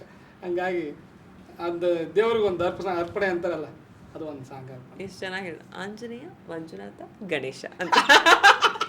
3 ಬಿಡ್ಲಿಲ್ಲ, 3 ಜನನು ಬಿಡ್ಲಿಲ್ಲ ಅಲ್ಲಿ. ಫಸ್ಟ್ ಇರ್ಲೇಬೇಕು. ಮರಳಿ ಮನಸ್ಸಾಗಿದೆ ಹಾಡು ಯಾವ ಸಿಚುವೇಶನ್ಗೆ? ಅದು ಸೇಮ್ ಹೀರೋ ಹೆಂಗ್ ಕಿತ್ತಾಡ್ಕೊಂಡಿರ್ತಾರೋ, ನಾವು ನಮ್ಮ ನಿರ್ದೇಶಕರು ಅಷ್ಟು ಕಿತ್ತಾಡ್ಕೊಂಡಿದ್ದು ಸಾಂಗಿಗೆ. ನನ್ನ ಹೆಂಡತಿ ಅಂತಾರೆ, ನಾನು ನಮ್ಮ ನಿರ್ದೇಶಕರು ನಿಂತು ಸಕ್ಕತ್ತಾಗಿದೆ ಸರ್ ಈ ಆ್ಯಂಗಲ್. ಇಲ್ಲ, ಅವ್ರಿಗೂ ಸಿನಿಮಾ ಗೆಲ್ಬೇಕು, ನನಗೂ ಒಂದು ಸಾಂಗ್ ಗೆಲ್ಬೇಕು ಅನ್ನೋದು ಆಸೆ ಇದ್ದಿದ್ದು. ಆ್ಯಕ್ಚುಲಿ ಅವ್ರದ್ದು ಆಟ, ನಂದು ಆಟ. ಬಟ್ ಹಂಗಾಗಿ ಮತ್ತೆ ಇಬ್ರು ಮರಳಿ ಮನಸ್ಸಾಗಿದೆ ಅನ್ನಂಗೆ ಆ ಸಾಂಗ್ ಆದ್ಮೇಲೆ ಸುಮಾರು ಬಿಟ್ಬಿಟ್ಟಿದ್ದು, ಮಾತಾಡ್ಸೋದೇ ಬಿಟ್ಬಿಟ್ಟಿದ್ದೆ. ಅಷ್ಟು ಟಾರ್ಚರ್ ಕೊಟ್ಟೆ ನಾನು. ಮರಳಿ ಮನಸ್ಸಾಗಿದೆ ಭವಾನಿ ಅವರಲ್ಲ ವೈಫು ಭವಾನಿ ಭವಾನಿ ಅವರಿಗಲ್ಲ, ಜಡೇಶ್ ಅವರಿಗೆ. ಇದು ಚೆನ್ನಾಗಿದೆ, ಇದು ನಾನು ಎಕ್ಸ್ಪೆಕ್ಟ್ ಮಾಡಿದ್ರೆ, ಬಟ್ ಚೆನ್ನಾಗಿದೆ, ಅದ್ಭುತವಾಗಿದೆ ಆನ್ಸರು. ಗಗನನಿ ಭುವನನಿ ಸೇಮ್ ತಾಯಿಗೆ ತಾಯಿಗೆ ಆ್ಯಕ್ಚುಲಿ ಅವ್ರು ನಡ್ಕೊಂಡೇ ಮಾಡಿದೆ. ಅಂದರೆ ಅವರು ಸುಮಾರು ಹೇಳಿದ್ ನನಗೆ ಆ್ಯಕ್ಚುಲಿ ಒಂದು ಕೆರೆ ಏನಪ್ಪ ಅಂದ್ರೆ ಆಲ್ರೆಡಿ ಜೀವನದಲ್ಲಿ ಮುಗಿತೀವಿ ಹೋಗ್ತಾನಂದ್ರೆ ನಾನು ಸೂಸೈಡ್ ಮಾಡ್ಕೊಂಡು ಅನ್ನೋ ರೀತಿ ಯೋಚನೆ ಮಾಡಿದ್ರು ಮನೇಲಿ. ಅವಾಗ ನಮ್ಮ ತಾಯಿ ಒಂದೇ ಮಾತು ಹೇಳಿದ್ರು, ನಾನು ಬೆಂಗಳೂರಿಗೆ ಬರೋಕೆ ಒಂದು 500 ರೂಪಾಯಿ ಬೇಕಾಯಿತು, ಕೇಳಲೇಬೇಡ ಅಂತ ಒಂದು ಇದು ಹೆಂಗಾಗುತ್ತೋ ಏನಿಲ್ಲ ಅಂದ್ಬಿಟ್ಟು ಲಾಸ್ಟ್ಗೆ ಅಮ್ಮ ಹಿಂಗೆ ಹೋಗಿ ಬರ್ತೀನಿ ಅಂತಂದೇಳಿ ಅವ್ರೊಂದು ಮಾತು ಹೇಳಿದ್ರು. ಒಂದು 500 ರೂಪಾಯಿ ತೊಗೊಂಡೋಗಿ ಬೇಡ ಅನ್ನೋದ, ಏನಾರ ಆಗ್ಲಿಕ್ಕೆ ಅಂದ್ರೆ ಏನು ಮಾಡ್ಕೊಂಡು ಬಂದ್ಬಿಡು ಮನೆ ಊರಿಗೆ, ಇಲ್ಲಿ ನೋಡ್ಕೊಂತ ಏನಾರ ಅಂತ ಹೇಳಿದ್ರು. ಅಂದರೆ ಅಷ್ಟೊಂದು ಸತ್ತು ಬಿಡ್ತಾನೆ ನನ್ನ ರೇಂಜ್ ಯೋಚನೆ ಮಾಡಿದ್ರು ಆ್ಯಕ್ಚುಲಿ. ಹಂಗಾಗಿ ಅವ್ರು ಹೇಳ್ತಾಯಿದ್ರು, ನೀನು ಒಂದು ಆಗ್ತೀಯ ಒಳ್ಳೇದು ಮಾಡ್ತೀಯ ಅಂತೇಳಿ. ಅಟ್ಲೀಸ್ಟ್ ಅವ್ರ ತಾಯಿ ನನ್ನ ಮಗನಿಗೆ ಏನು ಹೇಳ್ಬೋದು, ಇಷ್ಟೆಲ್ಲ ಕನಸು ಕಟ್ಕೊಂಡಿಲ್ಲ ಅಂತ ಅಂದ್ಕೊಂಡು ಮಾಡಿದ್ದು ಸಹ. ತಾಯಿ ತಂದೆ ನಮ್ಮನ್ನು ಸೆನ್ಸ್ ಮಾಡೋ ರೀತಿ ಇದೆಯಲ್ಲ, ಅವ್ರು ಕೆಲವ್ರು ಹೇಳ್ತಾರೆ ನನ್ನ ತಾಯಿ ತಂದೆ ಓದಿಲ್ಲ, ಅದೆಲ್ಲ ವರ್ಕೇ ಆಗಲ್ಲ. ಓದಿರೋರಾಗ್ಲಿ ಓದಿಲ್ಲದೆ ಇರೋರಾಗ್ಲಿ, ಮಗ ಮಗಳು ಮಕ್ಕಳು ಅಂತ ಬಂದಾಗ ತಾಯಿ ತಂದೆದ್ ಒಂದು ಸೆನ್ಸಿಬಲ್ ಆಗಿ ಯೋಚನೆ ಮಾಡ್ತಾರಲ್ಲ, ನಿಂತ್ಕೋತಾರಲ್ಲ ಜೊತೆಲಿ. ನಾವು ಅನ್ಕೊಂಡಿರ್ತೀವಿ ಈ ಸಿಚುವೇಶನ್ ಅಲ್ಲಿ ಇವ್ರು ನಮ್ಮ ಜೊತೆ ನಿಂತ್ಕೊಳಕ್ ಸಾಧ್ಯನೇ ಇಲ್ಲ ಅಂತ ಸಿಚುವೇಶನ್ ಅಲ್ಲಿ ನಿಂತ್ಕೊಂಡ್ಬಿಡ್ತಾರೆ. ಅದು 100% ಗ್ರೇಟ್ ಅನ್ಸುತ್ತೆ ಅವಾಗ. ಹೌದು, ನಿಜವಲ್ಲ. ನಾನು ಆಲ್ಮೋಸ್ಟ್ ಜೀವನ ಮುಗಿತ ಅನ್ನೋ ಟೈಮಲ್ಲಿ ಅವ್ರಂದ್ರೆ ಎಕ್ಸ್ಪೆಕ್ಟೇಷನ್ ಬೇರೆ ಇರ್ತಾರೆ. ನನಗೆ ಹೆಂಗೆ ಗೊತ್ತಾ, ಬಾ ಇಲ್ಲಿ ಕೆಲಸ ಮಾಡಂತ ಹೇಳಿದ್ರೆ ಮುಗಿಯುತ್ತೆ, ನನ್ನ ಲೈಫೇ ಇದ್ದಿಲ್ಲ ಆ್ಯಕ್ಚುಲಿ. ಅಟ್ಲೀಸ್ಟ್ ಅವ್ನೇನೋ ಮಾಡ್ತಾನೆ ಬಿಡು ಅಂತ ಬಿಟ್ರಲ್ಲ, ಅದು ಒಂದು ಆ ನಂಬಿಕೆ ಉಳಿತು ಅಷ್ಟೇ. ಇನ್ನು ಸಲಾರ್ದು ಆಕಾಶ ಗಡಿಯ ದಾಟಿ ಆಗ್ಲೇ ಹೇಳಿದ್ರಿ ಫ್ರೆಂಡ್ಸ್ಗೆ ಅಂತ, ಪರ್ಟಿಕ್ಯುಲರ್ ಆಗಿ ಯಾವ್ದಾದ್ರು ಸಿಚುವೇಶನ್ ನೆನ್ಪು ಮಾಡ್ಕೊಳ್ಳೋದಾದ್ರೆ? ನಮ್ದು ಇವರು ಪ್ರಶಾಂತ್ ಸರ್ ರವಿ ಸರ್ ನೆನೆಸ್ಕೊಂಡು ಪ್ರಶಾಂತ್ ನೀಲ್ ಸರ್ ರವಿ ಬಸ್ರೂರ್ ಅವರು ಜೊತೆಗೆ ನಂದು ನಮ್ಮೊಬ್ಬ ಸ್ನೇಹಿತ ಲೋಹಿತ್ ಅಂತಂದೇಳಿ. ಆ್ಯಕ್ಚುಲಿ ಇವತ್ತು ನಾನೇನೇ ಇಲ್ಲಿದ್ದೇನೆ ಅಂದರೆ ನಮ್ಮ ತಂದೆ ತಾಯಿ ಎಷ್ಟು ಸಪೋರ್ಟ್ ಮಾಡಿದ್ರು, ನಮ್ಮ ರವಿ ಸರ್ ಎಷ್ಟಿದ್ದಾರೋ ಅದೇ ಥರದಲ್ಲಿ ಲೋಹಿತ್ ಅಂತ ನಮ್ಮ ಕಲಾವಿದ ಹಿಟ್ಲರ್ ಪ್ರೊಡಕ್ಷನ್ ಮಾಡಿದಂಥವ್ರು. ಆ್ಯಕ್ಚುಲಿ ಅವನು ನನಗೆ ಆ್ಯಕ್ಚುಲಿ ಅಂದರೆ ಮನೇಲಿ ಎಲ್ಲರೂ ಕೈ ಬಿಟ್ರು, ನೀನೇನೋ ಮಾಡ್ತೇನೆ ನಾನು ಇದೀನಿ ಅಂತ ನಿಂತ್ಕೊಂಡು ಅವ್ನು. ಆ್ಯಕ್ಚುಲಿ ನನಗಿನ್ನೂ ನಂಬಿಕೆ ಅವನಿತ್ತು ಆ್ಯಕ್ಚುಲಿ, ಇವನೇನೋ ಮಾಡ್ತಾನೆ ಅನ್ನೋ ಥರದಲ್ಲಿ. ಹಂಗಾಗಿ ನಾವಿಬ್ರು ಸೇರಿದ್ರೆ ಏನಾಗುತ್ತೆ ಅಂತ ಒಂದು ಊಹೆ ಮಾಡಿದ್ದು. ಆ ಸಾಲು ಖಡ್ಗ ಸಾಲು ಬರುತ್ತಲ್ಲ, ಒಂದ್ಸಲ ಹೇಳಿ ಆ ಸಾಲು. ಖಡ್ಗ ಇವನಂತೆ ಕಡುಕೋಪ ಅವನಂತೆ, ಇವನು ಕಿಂಕರ ಅವ ಭಯಂಕರ ಸೇರಿ ಪ್ರಳಯ. Actually Prashanth sir Ravi Basrur sir ಪ್ರಳಯ ಮಾಡಿದ್ದಾರೆ, ನೀವು ಮಾಡ್ತಾ ಇದ್ದೀರಾ. ಅಲ್ಲಿ 2 ಕಲಾವಿದರು ಅವರು ಇದ್ರು, ನಾನು ಅನ್ಕೊಂಡಿದ್ದು ಇವ್ರು ಈ ರೇಂಜಲ್ಲಿ ಇದ್ದಾರೆ ಅನ್ಕೊಂಡು ಮಾಡಿದ್ದೆ ಅಷ್ಟೇ. ಸೂಪರ್. ಹೆಂಗಿತ್ತು ಸರ್ ಪಾಡ್ಕಾಸ್ಟ್? ತುಂಬಾ ಖುಷಿ ಆಯ್ತು ಮೇಡಮ್. ಅಂದ್ರೆ ನೀವು ತುಂಬಾ ಇಂಟರ್ವ್ಯೂಸ್ ಕೊಟ್ಟಿರ್ತೀರಾ, ಬಟ್ ನಾನು ನೋಡಿ ಇದು ಇಂಟರ್ವ್ಯೂ ಅಂತ ಅನ್ಸಿಲ್ಲ. ನಾವಿಬ್ರು ಮಾತಾಡ್ಕೊಂಡು ಕುಂತ್ಕೊಂಡಿದ್ವಿ ನಂಗಿತ್ತು ಆಕ್ಚುಲಿ. ಯೂಶಲಿ ಒಂದ್ ಯಾವ್ದೋ ಪ್ರಮೋಷನ್ಗೆ ಬಂದಾಗ, ಒಂದ್ ಹಾಡು ಒಂದ್ ಸಿನಿಮಾ ಬಂದಾಗ ಅದ್ರ ಬಗ್ಗೆನೇ ಮಾತಾಡ್ಬೇಕಾಗುತ್ತೆ. ಬಟ್ ಇಲ್ಲಿ ಹಂಗಿಲ್ಲ ನಮ್ಗೆ. ಇಲ್ಲಿ ಇಡೀ ಸಂಸಾರ ಯಾಕಂದ್ರೆ ನಮ್ಮ ಮದುವೆದಾಯ್ತು, ಎಲ್ಲೂ ಹೇಳಿಲ್ಲ, ನಮ್ಮ ಅಪ್ಪ ಅಮ್ಮನ ಜಾಸ್ತಿ ಹೇಳಿಲ್ಲ. ಜೊತೆಗೆ ನನ್ನ ಮಗಳದು, ಆಮೇಲೆ ನನ್ನ ಮಗ ಪ್ರಜ್ವಲ್ ಅಂತ. ನನ್ನೊಂದು ಸಂಸಾರದ ಬೆಳಕಂದ್ರೆ ಭವಾನಿ, ನಾನು ಪ್ರಜ್ವಲ್, ಮಹಾಲಕ್ಷ್ಮಿ ಮನೆಗೆ ಬಂದಾಯ್ತು. ಖಂಡಿತ ಮಹಾಲಕ್ಷ್ಮಿ ಅಂತಾನೆ ಇಟ್ಟಿರೋದು ಆ್ಯಕ್ಚುಲಿ. ತಂದೆ ತಾಯಿ ಜೊತೆಗೆ ನಮ್ಮ ಒಬ್ಬ ತಮ್ಮ ಒಬ್ಬ ತಂಗಿ. ನಮ್ಮದೊಂದು ಚಿಕ್ಕ ಮಿಡಲ್ ಕ್ಲಾಸ್ ಸಂಸಾರ. ಈಗಲೂ ಹಂಗೆ ಇದೀವಿ, ಖುಷಿಯಾಗಿದ್ದೀವಿ. ಸೂಪರ್. ಖುಷಿ ಅಂತೂ ಆಯ್ತು, ಅಂದ್ರೆ ತುಂಬಾ ಬೋರ್ ಹೊಡ್ಸಿಲ್ಲ ನಾನು. ದೇವರಣೆಗೂ ಇಲ್ಲ. ನಾನೇ ಕೇಳ್ಕೊಳ್ಳೋದು ಇದು ಹೆಂಗಿದೆ, ಹೊಗಳಿ ನನ್ನ ಹೋಗೋದಿಲ್ಲ. ಬಟ್ ನಮ್ಗೆ ಅಂದ್ರೆ ಸೆಲೆಬ್ರಿಟಿ ಪಾಡ್ಕಾಸ್ಟ್ ಅಂತ ನಾವು ಹೆಸರಿಟ್ಟಿರೋ ಉದ್ದೇಶನೂ ಅಷ್ಟೇ. ಅಂದ್ರೆ ಕೇವಲ ಹೀರೋ ಹೀರೋಯಿನ್ ಅಲ್ಲದೆ ಚಿತ್ರರಂಗದಲ್ಲಿರೋ ಎಲ್ಲ ವಿಭಾಗದವ್ರನ್ನೂ ಕರೆಸ್ಬೇಕು, ಜೊತೆಗೆ ಚಿತ್ರರಂಗ ಹೊರತುಪಡಿಸಿನೂ ಎಲ್ಲ ಕ್ಷೇತ್ರದಲ್ಲೂ ಸೆಲೆಬ್ರಿಟೀಸ್ ಇರ್ತಾರೆ, ಅವ್ರನ್ನೂ ಕರೆಸ್ಬೇಕು ಅನ್ನೋ ಉದ್ದೇಶ. ಒಳ್ಳೆ ಕಾನ್ಸೆಪ್ಟ್ ಆ್ಯಕ್ಚುಲಿ. ಅಟ್ಲೀಸ್ಟ್ ತೆರೆ ಮುಂದೆ ತೆರೆ ಇದ್ದರೂ ಸುಮಾರು ಜನ ಇರ್ತಾರೆ ಆ್ಯಕ್ಚುಲಿ. ಅವ್ರನ್ನ ಒಂದು ಬಿಂಬಿಸೋದು ತುಂಬ ರೇರ್. ಅದು ಈ ಥರದಲ್ಲಿ ತುಂಬ ಕ್ಯಾಶುವಲ್ ಆಗಿ, ಅಂದರೆ ಇಂಟ್ರ್ಯೂ ಅಲ್ಲದೆ ನಾರ್ಮಲ್ ಆಗಿ ಮಾತಾಡ್ತಾರೆ. ಈ ಜಗಲಿ ಕಟ್ಟೆ ಅಂತಾರಲ್ಲ, ಆ ಥರ ಸೋಫಾ ಕಟ್ಟೆ ಸಿಕ್ತು ನಮಗೆ, ಕಾಂಪ್ಲಿಮೆಂಟ್ ಸಿಕ್ತು. Thank you sir. Thank you madam. ಇನ್ನ ಸರ್, ನಮ್ಮ ನಿರ್ದೇಶಕರು ನಾನು ಎಲ್ಲ ಕಡೆ ಅದೊಂದು ಎಷ್ಟೇ ವರ್ಷ ಆದ್ಮೇಲೆ ಸಿಕ್ಕಿದ್ರು ಎಲ್ರಿಗೂ ಲಿರಿಕ್ ರೈಟರ್ ಆದ್ರೆ ನನಗೆ ನಿರ್ದೇಶಕರು ಅಂತ. ಸೊ 2 ವಿಭಾಗದಲ್ಲೂ ಸೂಪರ್ ಡೂಪರ್ ಸಕ್ಸಸ್ ಸಿಗ್ಲಿ ಅಂತ ಮತ್ತೊಂದ್ಸಲ ಹೇಳ್ತಾ ಇದ್ದೀನಿ. Thank you so much. ಅಷ್ಟು ಬಿಸಿ ಸ್ಕೆಡ್ಯೂಲ್ ಅಲ್ಲೂ ನಮ್ಗೊಂದಷ್ಟು ಸಮಯ ಕೊಟ್ಟು ತುಂಬಾ ಚೆನ್ನಾಗಿ ಒಂದಷ್ಟು ವಿಷಯ ತಿಳಿಸ್ಕೊಟ್ರಿ. ಅಂದ್ರೆ ನಾ ಹೇಳ್ತಾ ಇದ್ದೆ, ಸಾಹಿತಿಗಳಾಗಬೇಕು ಅಂತ ಇರೋರು ಎಷ್ಟೋ ಜನ ಇದನ್ನ ನೋಡಿದಾಗ, ಅಥವಾ ಸಿನಿಮಾ ಹಾಡುಗಳು ಬರಿಬೇಕು, ಇಲ್ಲಿ ಬರವಣಿಗೆಯಲ್ಲಿ ಏನೋ ಜೀವನ ಕಟ್ಕೋಬೇಕು ಅಂತ ಇರೋರಿಗೆ ಈ ಪಾಡ್ಕಾಸ್ಟ್ ನೋಡಿದ್ರೆ ಒಂದಷ್ಟು ವಿಷಯ ಅಂತೂ ಗೊತ್ತಾಗ. ಇವಾಗ ಹೆಂಗಂದ್ರೆ ಎಲ್ರು ಹುಡುಕದೇ ಟೆನ್ಷನ್ ಇಲ್ಲ ಮೇಡಮ್, ಕೈಯೆಲ್ಲ ಇದು ಇರೋದ್ರಿಂದ ಒಂದು ರೀಲ್ಸ್ ಮಾಡಿದ್ರೆ ಸಾಕು, ಅವ್ರು ಕವಿತೆ ಬರ್ದಿದ್ದನ್ನ. ಹೌದು, ಮುಂಚೆ ನಮ್ಗೇನೋ ಗೊತ್ತಾ, ಅವ್ರು ಹುಡುಕೋ ಇವ್ರು ನಮ್ಗೊಂದು ವೇದಿಕೆ ಬೇಕಾಗಿ, ಇವಾಗ ಆಕ್ಟಿಂಗ್ ಮಾಡ್ಬೇಕಾ ತಗೋ ರೀಲ್ಸ್ ಮಾಡೋ, ತಗೋ ನಿನ್ನ ವೇದಿಕೆ ನೀನೇ ಆಕ್ಚುಲಿ. ಬಟ್ ಅವಾಗ ನಮ್ಗೆ ಏನು ಇದ್ದಿಲ್ಲ, ಅದೊಂದು ಪ್ಲಸ್ ಇವಾಗಿನ ಜನರೇಷನ್. ಬಟ್ ಅವಕ್ಕೇನು ಗೊತ್ತಾ, ಕರೆಕ್ಟ್ ವೇದಲ್ಲಿ ಹೋಗ್ತಾ ಇಲ್ಲ ಅಷ್ಟೇ. ಹೌದು, ಆಮೇಲೆ ಒಂದಷ್ಟು ಅಸಂಪ್ಷನ್ಸ್ ಅಲ್ಲಿ ಇದ್ದಾರೆ. ಈ ಸ್ಪೀಡ್ ಸಕ್ಸಸ್ ಬೇಕು. ಈ ಹೋದ ತಕ್ಷಣ ಬಂದ ತಕ್ಷಣ ಆಗ್ಬಿಡು ಮಸಾಲೆ ದೋಸೆ ಹಿಂಗೆ ಹಾಕಿದ ತಕ್ಷಣ. ಸೊ ಹಂಗಾಗಲ್ಲ. ಕಿನ್ನಲ್ ಸರ್ದ ಅಂತವ್ರ ಜರ್ನಿಗಳನ್ನ ಕತೆಗಳನ್ನ ಕೇಳಿದಾಗ ಒಂದಷ್ಟು ನಮ್ಗೆ ಗೊತ್ತಾಗುತ್ತೆ. ಅದು ಸಿನಿಮಾದಲ್ಲಿ ಎಲ್ಲರದು ಸಿನಿಮಾ ರಂಗದಲ್ಲಿ ಒಂದಷ್ಟು ಎಲ್ಲರದು ಕತೆಗಳು. ಹೌದು, ಸಕ್ಸಸ್ ಆಗಿದ್ದಾನೆ ಅಂದ್ರೆ ಅವ್ನ ಸ್ಟೋರಿ ಇದ್ದೇ ಇರುತ್ತೆ. ಎಲ್ಲರದು ನಂದಂತ ಅಲ್ಲ, ಪ್ರತಿಯೊಬ್ರು ಯಾರು ಸಹ ಇದ್ದಾರೋ ಅವ್ರದ್ದು ಈ ಎಲ್ಲ ಕಣ್ಣೀರ ಕತೆ ಇದ್ದೇ ಇರುತ್ತೆ. ಬಟ್ ಯಾರು ಹೇಳ್ಕೊಳ್ಳಲ್ಲ ಅಷ್ಟೇ. ಥ್ಯಾಂಕ್ ಯು ಸರ್, ತುಂಬ ಒಳ್ಳೇದಾಗ್ಲಿ. Thank you so much. ತುಂಬ ಧನ್ಯವಾದಗಳು.